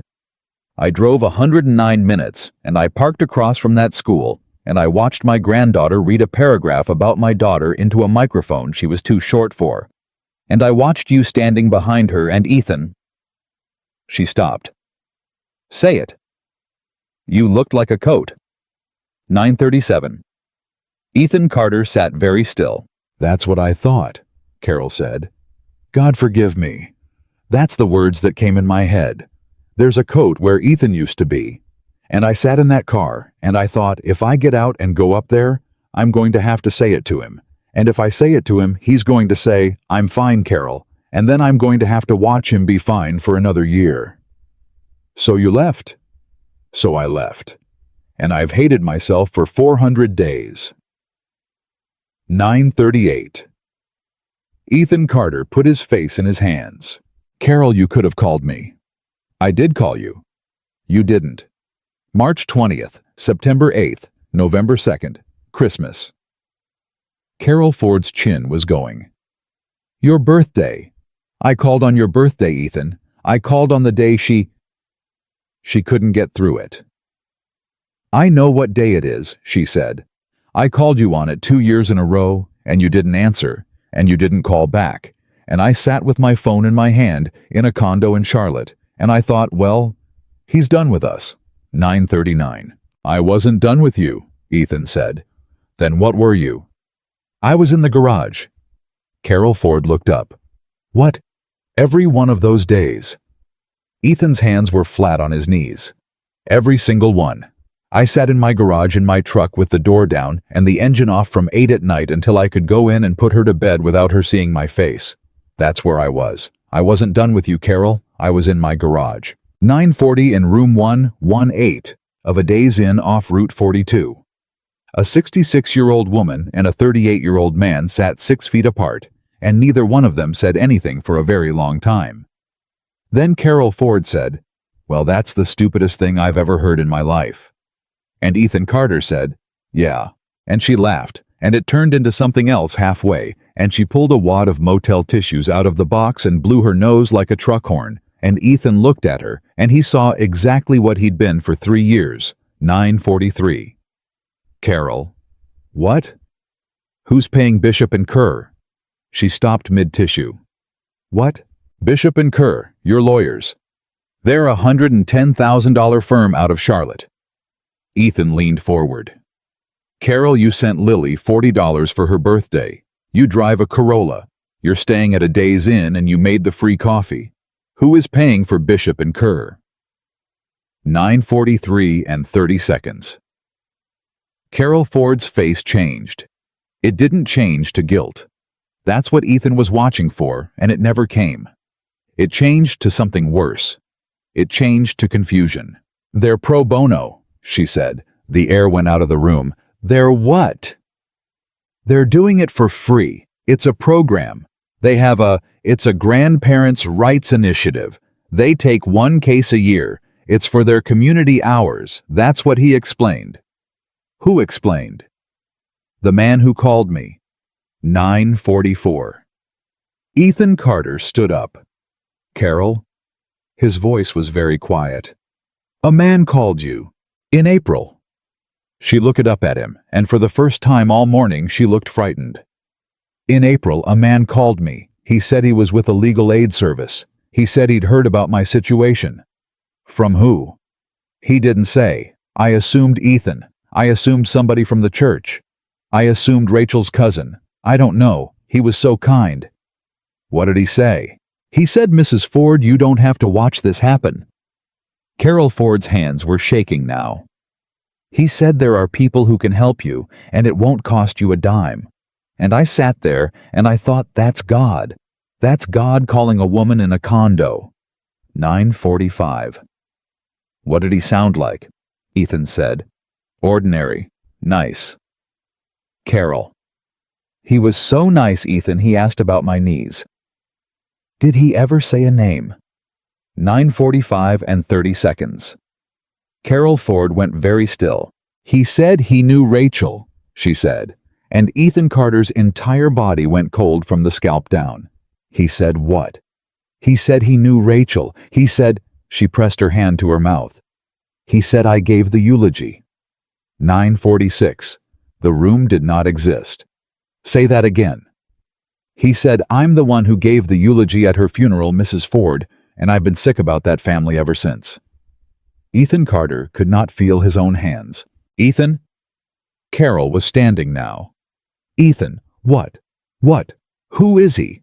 Your face. Ethan, who is he? 9:47. Ray Kessler, Ethan said. Who? My boss.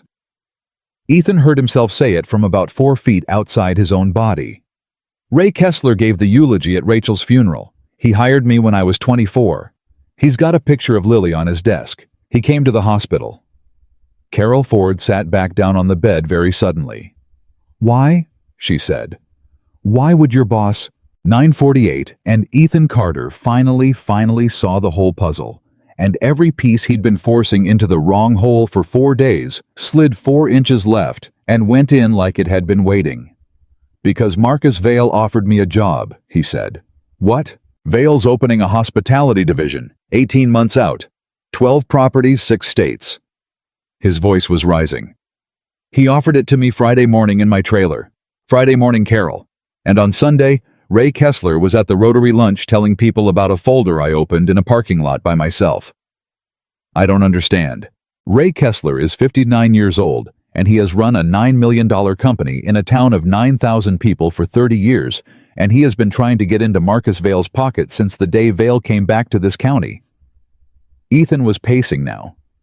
That division is the biggest thing that's ever come through here, and Vail didn't offer it to Ray. He offered it to you. He offered it to me. 9:49. Carol Ford put both hands on the motel bedspread. So he needs you to not be able to take it, she said. He needs me unfit. Ethan turned around. Carol, do you know what happens to a project manager of record when there's an active custody petition in the county file alleging he can't take care of himself bonding? Insurance. My name comes off every job in this town in about 9 days. You don't fire a guy like me. You can't fire a guy like me. This town would burn his house down. You make me a document.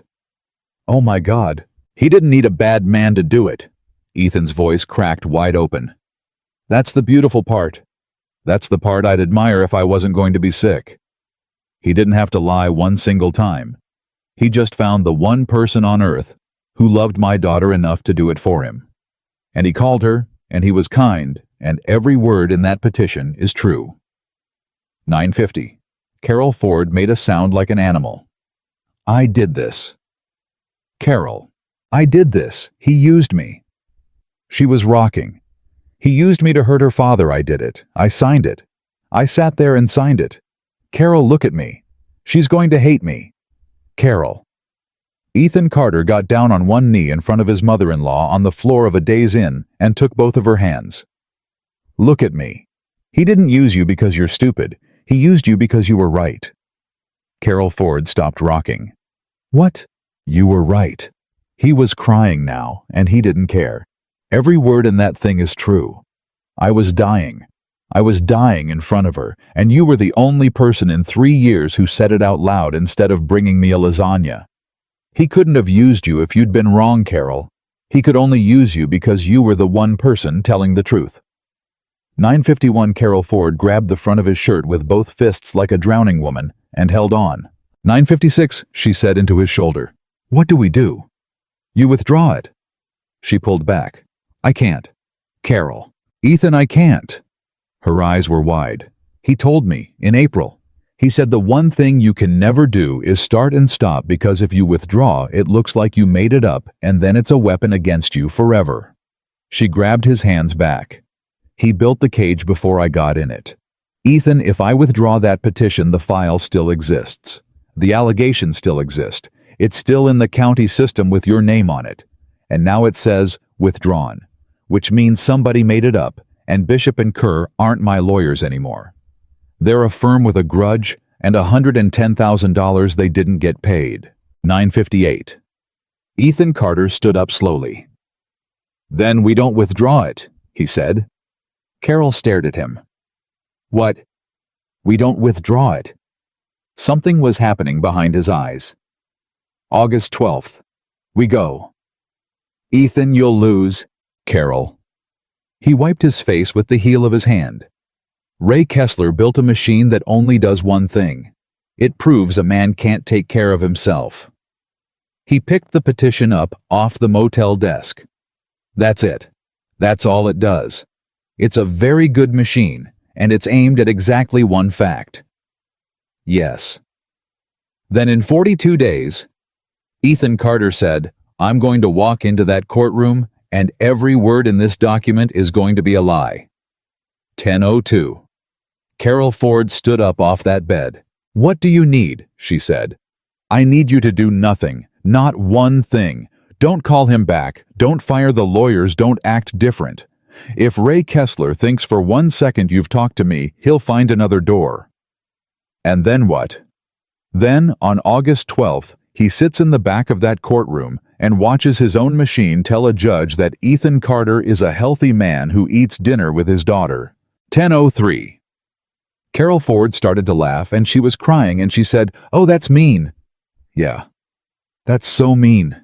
Yeah. Rachel would have loved that, Carol Ford said, and put her hand over her mouth. 10:04 at the door. Ethan stopped. Carol. What?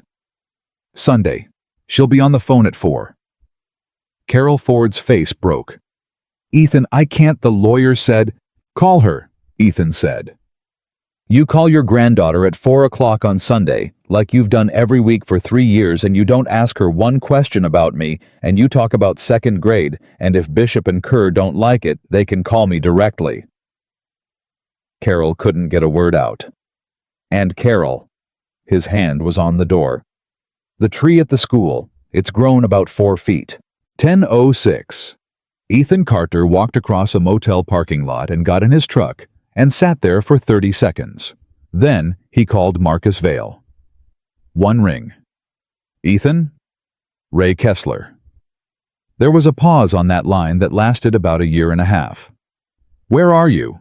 Marcus Vale said, and every ounce of the warmth was gone, and this time it wasn't cold underneath. It was afraid. Answer the question. Ethan, where are you right now? Days Inn on 42. Get out of that parking lot. Vale's voice was moving fast now, and there was a door slamming somewhere on his end.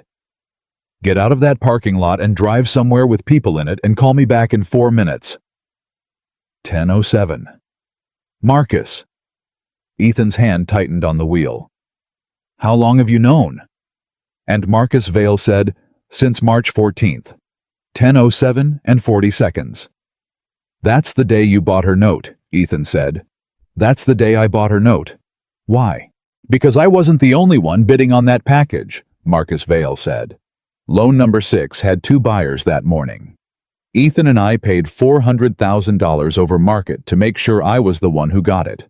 And then I walked into that diner and offered that woman every dollar I had in it to just take the money and go. And she told me to get out, and I have been sitting on that note for 4 months, waiting for somebody in this town to ask me why." Ethan couldn't breathe. "Who was the other buyer?" he said. "You already know." "Say it." "Ray Kessler's holding company," Marcus Vale said. "And Ethan, he didn't want the diner." 10:08. "Then what did he want?" "He wanted the parcel next door," Vale said.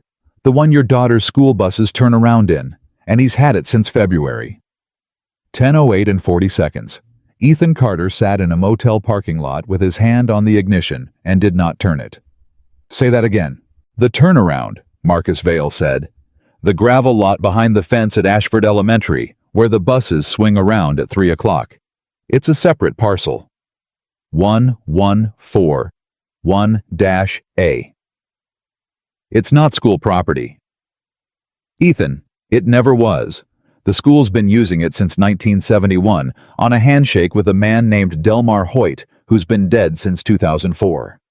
"That's not possible." "It's a handshake. In 1971, that's how the whole country ran." A door shut on Vale's end. "Ray Kessler bought it from Hoyt's grandson in February for $31,000. 10:09. "For $31,000, Ethan repeated. "The grandson lives in Reno and thought it was a weed patch." "What's it worth?" "To anybody on earth, $31,000. Vale's voice dropped. "To the Ashford Consolidated School District. Ethan, if that man puts a fence across that lot, 41 buses have to back out onto 3rd Street twice a day. You want to guess what the district's insurance carrier says about that? You want to guess what a school board that hasn't passed a bond in 11 years does at 8 o'clock at night in a room full of mothers?" Ethan's ears were ringing. "He's going to sell it back to the town." "He's going to sell it back to the town," Marcus Vale said, "for $2.4 million, and every single person in Ashford is going to thank him for it." 10:10. Ethan Carter started laughing. It was not a good laugh. "Then what's the diner got to do with it?" "Access," Vale said. 1141A's landlocked. The only legal frontage that lot has ever had is a strip of pavement that runs behind 114 Main. That's Maggie Brooks' back alley. That's the alley you stood in Thursday night." A breath. "Ray needed her building, not the corner. Nobody wants that corner, Ethan. I lied to you about wanting that corner. He needed the alley. And Coastal Regional put her note in a package in March, and Ray came in at market, and I came in 400 grand over the top of him, and I have been sitting on that piece of paper like a man holding a door shut. You didn't tell her." "Tell her what?" "That her building's the only thing between a school and a man with a fence." Vale's voice went ragged for the first time in 8 months. She'd have burned it down herself to keep from being the reason. "You've met her." 10:11. Marcus. "What?" "You offered her $400,000. "Yeah." "For a building you'd already spent 400 grand over market to protect." "Yeah, that's $800,000, Ethan said, "to own a piece of asphalt behind a diner." "That's cheap," Marcus Vale said. "That's the cheapest thing I ever bought. Ethan, I'm from here. I was 14 years old with a black eye eating pie in that woman's grandmother's diner. I've got 9 buildings on that street. If Ray Kessler holds a school district up for $2.5 million, this town raises taxes for 20 years, and every storefront I own goes dark, and I deserve it, because I'd have been the guy who let it happen." He stopped. "And then he told everybody it was me." 10:12. Everything in Ethan Carter stopped moving. What? Why do you think I put your name on that demolition sheet? Vale said. I don't need a structural report. I told you that in your trailer and you didn't hear it. I needed you to open a folder, Ethan. 8 months. I've been trying to get in a room with you, and every time I get close, Ray Kessler's already been there. You think that's an accident? Ask yourself who told you I was a shark. Go on. Ask yourself who's been saying my name in your ear since February. 10, 12, and 30 seconds. Ethan Carter closed his eyes and heard Ray Kessler's voice. 2 years of it. 100 lunches. Vale's a snake. Ethan, don't take his calls. He'll eat this town. I've known him since he was a kid, and he was a rat then too. Oh God, he said. Yeah. I told him no. You told me no, Vale said, in my trailer Friday morning, and Ray Kessler knew about it by Sunday lunch, and by Sunday night he'd already had a lawyer in Charlotte on the phone with a grieving woman since April. So tell me something, project manager? His voice went flat and hard. If he started building the cage in April and I made you the offer in June, how long has Ray Kessler known what I was going to offer you? 10:13. Since before I did, Ethan said. Since the day I told him, Marcus Vale said. January. I sat in his office and I told him I was opening a division and I wanted his best man, and I asked him what he thought of you. What did he say? He said Ethan's fragile, Marcus. He said that boy's been through hell, and he's not what he was. Give him a year. Vale's voice was shaking now. And I said, Ray, I've watched that man run a $9 million job for 3 years without missing a day. And Ray Kessler looked at me across his own desk and said, sure, but you should see what his daughter's saying. The line went silent. Marcus? What? He didn't hear that from Carol Ford, Ethan said slowly. Carol didn't talk to him till April. No. Then where'd he get it in January? 10:14, and Marcus Vale said, Ethan, who's the one man in this town you've never once told the truth to about how you're doing? Ethan couldn't speak. You sat in his office every Monday for 3 years and said, I'm fine, Ray. Vale's voice was almost gentle. And a man who's known you since you were 24 looked at you saying, I'm fine, and got out a legal pad. Chapter 15. Ethan Carter hung up the phone and put his forehead on the steering wheel of his truck in a Days Inn parking lot and did not move for 4 full minutes. 10:22, he called Danny Reyes. It's Saturday. Danny. Ethan, I swear to God, if this is about a form, I need the Kensington file. What? Not the site file. The insurance file. The bonding paperwork. Ethan was already driving.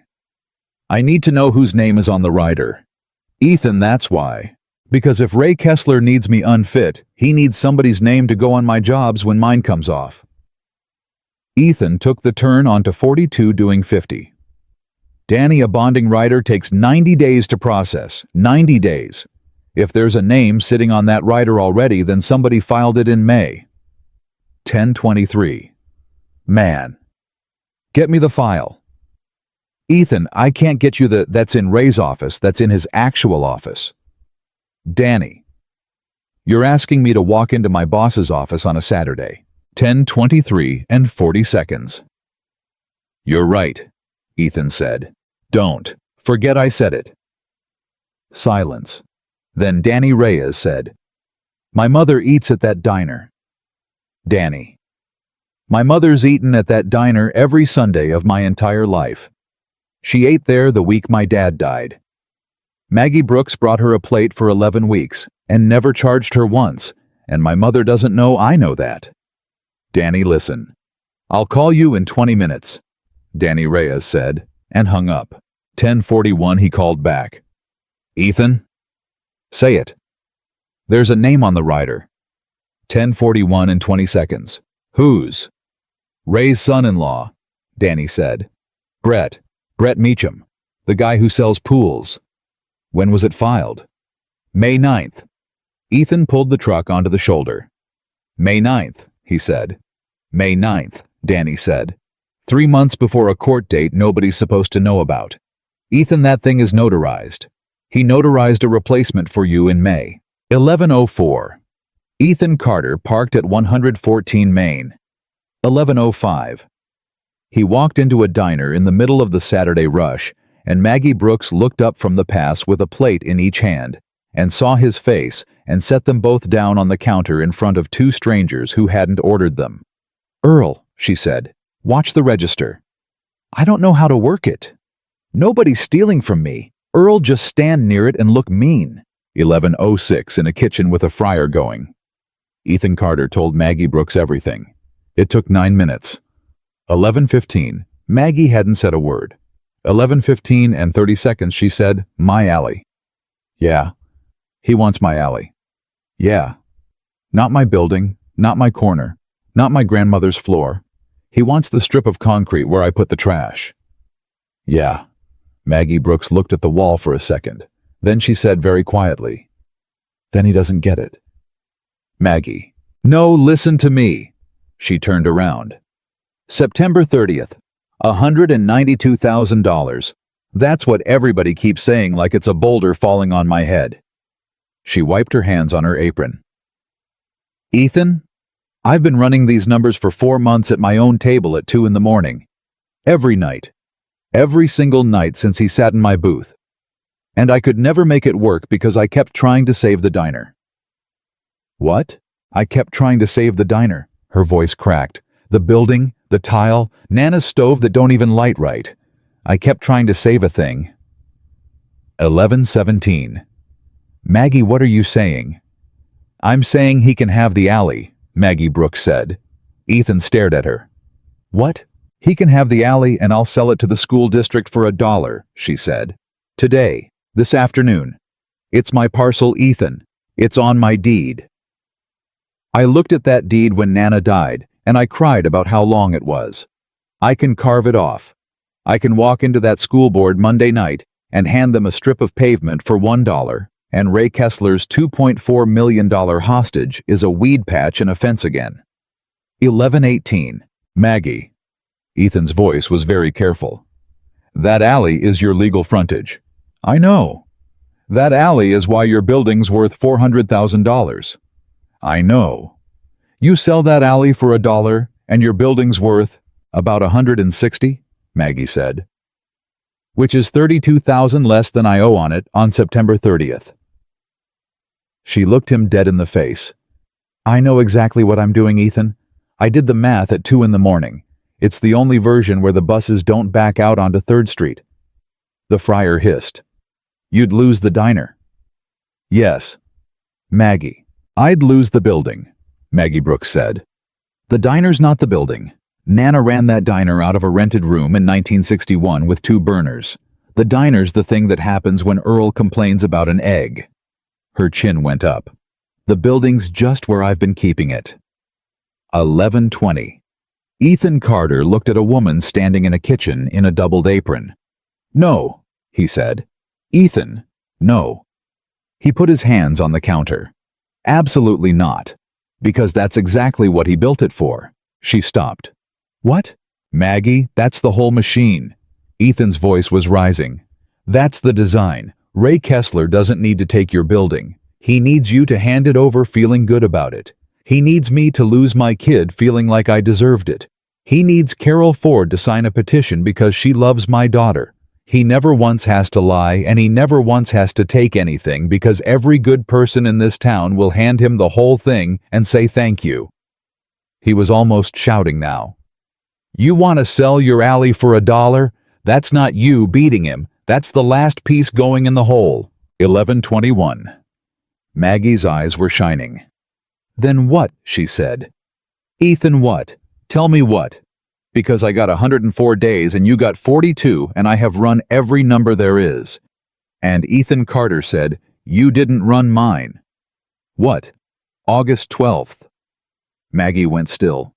"Ethan, Ray Kessler needs one thing to be true on August 12th, Ethan said. 1. That Ethan Carter can't take care of himself. Everything he owns is stacked on that one fact. The rider, the bond, the alley, the school board, all of it, every dollar. It's a tower on one brick.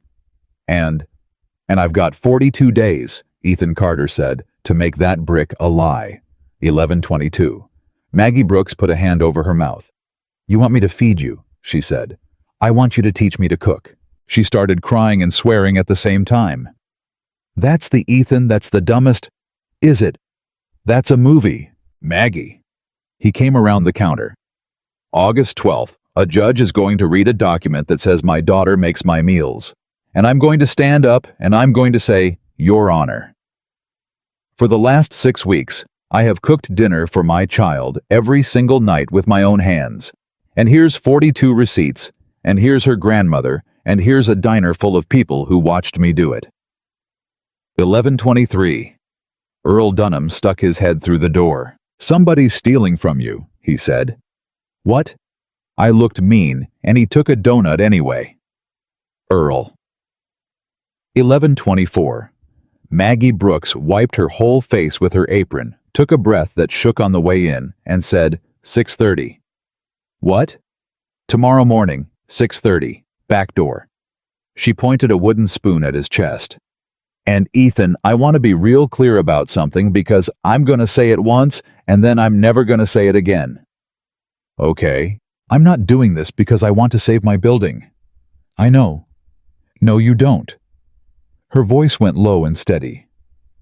I'm doing it because I stood in this kitchen Thursday and watched a man eat the worst biscuit in the history of North Carolina and cry about it. And I decided right then that whatever happens to this building, that man's going to be able to feed his kid. That's it. That's the whole thing. The building's a coin flip. You're not. 11:25. Ethan Carter went home and slept for 11 hours for the first time in 2 years and 11 months. 6:30 the next morning. Maggie Brooks opened her back door, and Ethan Carter was standing there with his daughter. Maggie looked down. Lily Carter looked up. He said I could come, Lily said. He did he? He said you'd say no. Did he? He said you'd say it's a professional kitchen and there's knives. It is a professional kitchen, Maggie said. There's knives. Lily Carter folded her arms and said, Then teach me the knives. 6:31. Maggie Brooks looked at Ethan over the top of his daughter's head, and Ethan Carter shrugged with one shoulder. She's a lawyer, he said. 6:32. Maggie stepped back and held the door. Well, she said, come get in the way then. Day 1 he burned the eggs. Day 2 he burned the eggs. Day 4. Earl Dunham ate a piece of toast Ethan made and said it tasted like a parking lot, and Ethan said, What does a parking lot taste like? Earl said that, and the counter laughed for 4 minutes. Day 6. Ethan Carter made a grilled cheese in his own kitchen at 7 at night, and his daughter ate it and said it was okay, and then she said, Dad, you had one too, and Ethan said, Yeah, bug. And Lily Carter put her head down on the table and didn't say anything for a while. Day 9. Carol Ford came to dinner. Day 9 at 6:55, she stood on the porch with her hair done and a pie she'd bought at a Food Lion and lied about. And Lily opened the door and screamed so loud, a dog barked 2 streets over. Day 9 at 7:40, Carol Ford sat at her daughter's table and watched her son-in-law put a plate down in front of her. What is it? She said. It's chicken. Ethan, what is it? It's chicken, Carol. Carol Ford picked up her fork, and she looked at that plate for a long moment, and then she said in a voice that didn't work right, She used to call me, every Sunday, and she'd say, Mom, he cooked again, and I'd say, What did he make? And she'd say, I don't know, Mom, but he's so proud of it you should see his face. Ethan Carter stopped moving. What? You used to cook, Carol said. Ethan, you used to cook every Sunday, and she used to brag about it to me on the phone. 7:42. Ethan Carter sat down in a chair in his own kitchen. I forgot, he said. I know. Carol, I forgot that. I know you did, Carol Ford said, and put her hand on his. That's what I've been trying to tell everybody for 3 years. Day 14. Danny Reyes came in for lunch and found Ethan behind the counter with a towel over his shoulder and said out loud in front of 11 people, I'm out $40 and I've never been happier. Day 19. Maggie Brooks let him work the grill alone for the breakfast rush and stood behind him with her arms folded and did not say one word. and at 9:15 she took the spatula out of his hand and said, "Well, you're not good. Thanks. But you're not scared anymore, and that's the whole job." Day 23. Ray Kessler called him into his office. 2:11 in the afternoon, and Ethan Carter sat in a chair he'd sat in 400 times, across from a 59-year-old man with a picture of Lily on his desk. "You look good," Ray Kessler said. "Thanks, Ray." "No, I mean it. You look, Ethan, you look like yourself." "I've been eating." "Well," Ray smiled. "That's good. That's real good, son." 2:12. Ray. "Yeah. You gave the eulogy." Ray Kessler's face didn't move 1 millimeter. And that was how Ethan knew. Because a man who hadn't done it would have said what a man who hadn't done it would have looked confused for a quarter second. Ray Kessler sat there with his hands folded and let 4 full seconds go by, and then he said warmly, kindly, in the voice he'd used at a funeral in March, "I did. That was the hardest day of my life." 2:12 and 30 seconds. "Ray," Ethan said, "how's Brett?" "Nothing on that face, nothing at all." "He's good," Ray Kessler said. "He's selling pools." "That's good." "It's a good business." "Ray?" "Yeah." Ethan Carter stood up. "August 12th, he said, you should come." 2:13, he walked out, and behind him for the first time in 30 years, Ray Kessler did not have anything to say. August 12th, 9:06 in the morning. Courtroom 3, Ashford County. 9:08, a woman named Deborah Kerr of Bishop and Kerr, Charlotte, stood up and said, "Your Honor, the petitioner moves to withdraw." 9:08 and 10 seconds, the judge looked up. "Say again." "The petitioner moves to withdraw the petition." And Carol Ford, 66 years old, retired school nurse, stood up in the second row and said, "No, she doesn't." 9:09. The whole room turned around. "Ma'am." "I'm the petitioner," Carol Ford said. "That's me. That's my name on it, and I don't move to withdraw anything, Your Honor. I want a hearing." Deborah Kerr turned around with a look on her face that Ethan Carter would remember on his deathbed. "Mrs. Ford, sit down." "No, ma'am." "Mrs. Ford." "Your Honor, I've got a question." Carol Ford's voice was shaking so badly she could barely get it out, and she got it out anyway. "This morning at 7 o'clock, this lady called my motel and told me the case was over and I should go home to Charlotte. And I asked her why, and she said the situation had changed. And I said, what situation? And she said, ma'am, we're not going to be able to prove it. 9:10. And I said, prove what? The judge set down his pen, and she said that he can't take care of himself. Carol Ford put her hand on the rail in front of her. Your Honor, I have been in this town for 6 weeks. I have had dinner at that man's table 19 times. He cooks, he eats. He's put on 22 pounds and he laughs at things now, and my granddaughter doesn't pour 2 bowls anymore. She pours 1 because he pours his own. 9/11. So they can't prove it, Carol said. That's right. They can't prove it.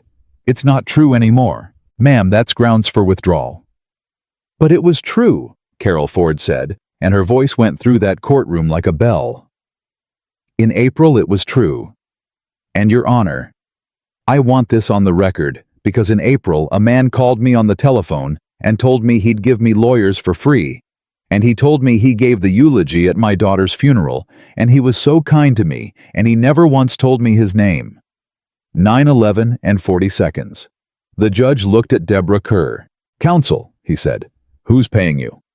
9:12. Deborah Kerr of Bishop and Kerr, Charlotte did not answer. 9:12 and 20 seconds in the back row of courtroom 3. Ray Kessler stood up to leave. And Marcus Vale, sitting in the aisle seat, put out one arm. Sit down, Ray, he said. It's the good part. 9:14. Ethan Carter took the stand and told a judge the truth for 11 minutes. He told him about the 11 lasagnas. He told him about the garage. He told him about a list with milk and bread and cereal and birthday candles on it, and he got through it, and he told him about a woman who put a plate in front of him that he didn't order and got on her knees in her own apron to pick it up off the floor. 9:25. Mr. Carter, the judge said, did you cook dinner last night? Yes, sir. What'd you make? Meatloaf, Ethan Carter said. 9:25 and 10 seconds. How was it? And Ethan said, it was bad, Your Honor. But I ate it, and my daughter ate it, and her grandmother ate 2 pieces and lied about it. The courtroom laughed. 9:26. The judge dismissed the petition with prejudice, and then he looked over the top of his glasses at Deborah Kerr and said, Counsel, I want a filing on my desk by Friday, naming every party who paid $1 toward this action. If I don't have it Friday, I'm going to start asking the bar to get it for me. 9:27, court adjourned. 9:29 in the hallway. Ray Kessler tried to walk past Ethan Carter, and Ethan Carter said one word. Ray. Ray Kessler stopped. You want the alley? Ethan said. It's not for sale. You want my jobs? They're not yours. You want $2.5 million from a school district that can't fix a roof. He leaned in. You gave the eulogy, Ray. You stood up in front of 400 people, and you talked about my wife for 9 minutes, and you made everybody cry. And then you got out a legal pad. Ray Kessler's mouth opened. I've known you since you were 24, he said. Yeah, Ethan Carter said. You did. 9:31, Ray Kessler walked out of the Ashford County Courthouse, and it was the last conversation the two of them ever had. August 19th, the school board met, and a man named Marcus Vale stood up and put a folder on the table and said, Ladies and gentlemen, I've got some bad news about your bus turnaround, and I've got some very good news about a woman named Maggie Brooks. August 20th. The Ashford Chronicle ran it on the front page, and it went to Charlotte by Tuesday. August 21st. Brett Meacham's name came off the rider. August 24th. Ray Kessler sold parcel 1141-A to the Ashford Consolidated School District for $31,000 and change, because by then there was not one bank, one lawyer, or one human being in 3 counties who would return his phone call. September 30th. 9 in the morning, Maggie Brooks sat in a booth in her own diner across from Marcus Vale with a $192,000 balloon coming due at close of business. Miss Brooks. Mr. Vale. I'd like to extend your note. I figured. 5 years, same rate. Maggie Brooks folded her hands on the table. No, she said. 9:01. Marcus Vale sat back. I'm sorry. I said no. Maggie slid a piece of paper across the table. That's a payoff. That's the whole thing. $192,411, and I want a lien release by Friday, and I want it notarized because I don't trust you as far as I can throw you. And Mr. Vale, look at me, I can't throw you at all. Marcus Vale looked at the paper. He looked at it for a long time. Miss Brooks, he said, where did you get $192,000? 9:02. 211 people, Maggie Brooks said. Vale's head came up. Earl Dunham gave me $40, she said. Angie Kaminsky gave me $200. Rosa across the street gave me $1,000, and I've been trying to give it back for 3 weeks. Danny Reyes's mother gave me $1,100, and I know exactly where that came from, and I cried in the walk-in for 20 minutes. Her voice was steady. The high school did a car wash. The car wash made $406. Mr. Vale, a bunch of teenagers washed cars for 11 hours for $406, and one of them handed me the envelope and said, sorry, it's not more. 9:03. Marcus Vale put his hand over his mouth. And Carol Ford. Maggie said, who I have known for 11 weeks, cashed out a retirement account in Charlotte and wrote me a check for $60,000 and told me if I said one word about it, she'd never speak to me again. So I'm telling you because you're not a word, you're a bank. 9:04. I didn't do this, Vale said. I know you didn't. I was going to. I know what you were going to do, Maggie Brooks said, and her voice went soft for the first time. Marcus, you spent $800,000 holding a door shut for 4 months and never told one living soul, and you were about to hand me 5 years and let me think you were a shark. Vale didn't say anything. Nana always said you were the only kid who ever said thank you, Maggie said. Marcus Vale, 52 years old, sat in booth 3 of Brooks' kitchen and cried into a paper napkin, and Maggie Brooks got up and got him a piece of pie and didn't charge him for it. October 4th, the lien release came through, notarized. November, the roof got done. It cost $31,000, and it was Ethan Carter's crew, and they did it in 9 days, and Maggie Brooks tried to pay for it, and Danny Reyes told her the invoice got lost. The following June, 6:30 in the morning, and the back door of Brooks' kitchen opened, and Ethan Carter came in with a towel over his shoulder and a daughter behind him and said, "Morning. You're late. I'm 4 minutes early." "You're late by my clock," Maggie said, "and my clock's the one on the wall." Lily Carter, 8 years old now, tied on an apron that had been made for a smaller woman in a smaller decade and said, "Miss Maggie, my dad says I can do the bacon." "Your dad's not the boss. He says he's my dad." "Yeah, well, in this room, I'm everybody's grandmother," Maggie Brooks said, "and don't you forget it." 9 that morning, Earl Dunham banged his cane on the floor and said his egg was looking at him funny, and Ethan Carter, who had cooked it, said, "That's because it knows what you did, Earl." And the whole counter came apart, and Maggie Brooks stood in the doorway of her kitchen with a rag in her hand and had to turn around for a second. June 14th, the anniversary. 62 years of Brooks's kitchen. 4 o'clock closed to the public, and there were 140 people in a room built for 60. And Earl Dunham gave a toast that went 11 minutes and was mostly about a dog he had in 1974. 5:20, Ethan Carter got up on a chair with a small wooden sign and a hammer. "What is that?" Maggie said. "It's a sign." "Ethan Carter, do not put a hole in my—" "It's already got a hole in it, Maggie. That's how signs work." He hung it over the door to her kitchen, where she'd see it 400 times a day for the rest of her life. It said, "Some people save lives with medicine. Others do it with dinner." 5:22. The room went quiet. Maggie Brooks read it twice. "That's not true," she said. "Maggie, no, it's not. It's a nice sign and it's not true." She turned around and looked at a room full of people who had washed cars and emptied envelopes and cashed out retirement accounts. "I never saved anybody with dinner. Dinner's just how you get somebody to sit down. Then they save themselves, and it takes about a year, and it's boring, and there's no music." 5:23, Ethan Carter got off the chair. "Leave the sign up," he said. "Why?" "Because I read it every morning at 6:30, Ethan said. "And I'm not always going to remember. And my kid's going to be 16 someday, and she's going to have a bad year, and I want her to walk in this room and see it." Maggie Brooks left the sign up. 6 that evening, everybody went home. 6:053 people sat down at the counter of a diner that was closed.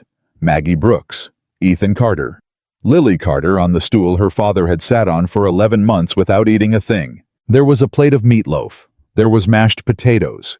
There was gravy that was 23 years old and made by a woman who had been dead for 6 of them. Nobody said grace. Nobody made a speech. Carol Ford was on the phone with a bad connection from Charlotte, and Lily was holding it up so she could see the plate. "It's meatloaf," Lily told her. "Who made it?" Carol said. "Dad." "Is it bad?" Ethan Carter picked up his fork.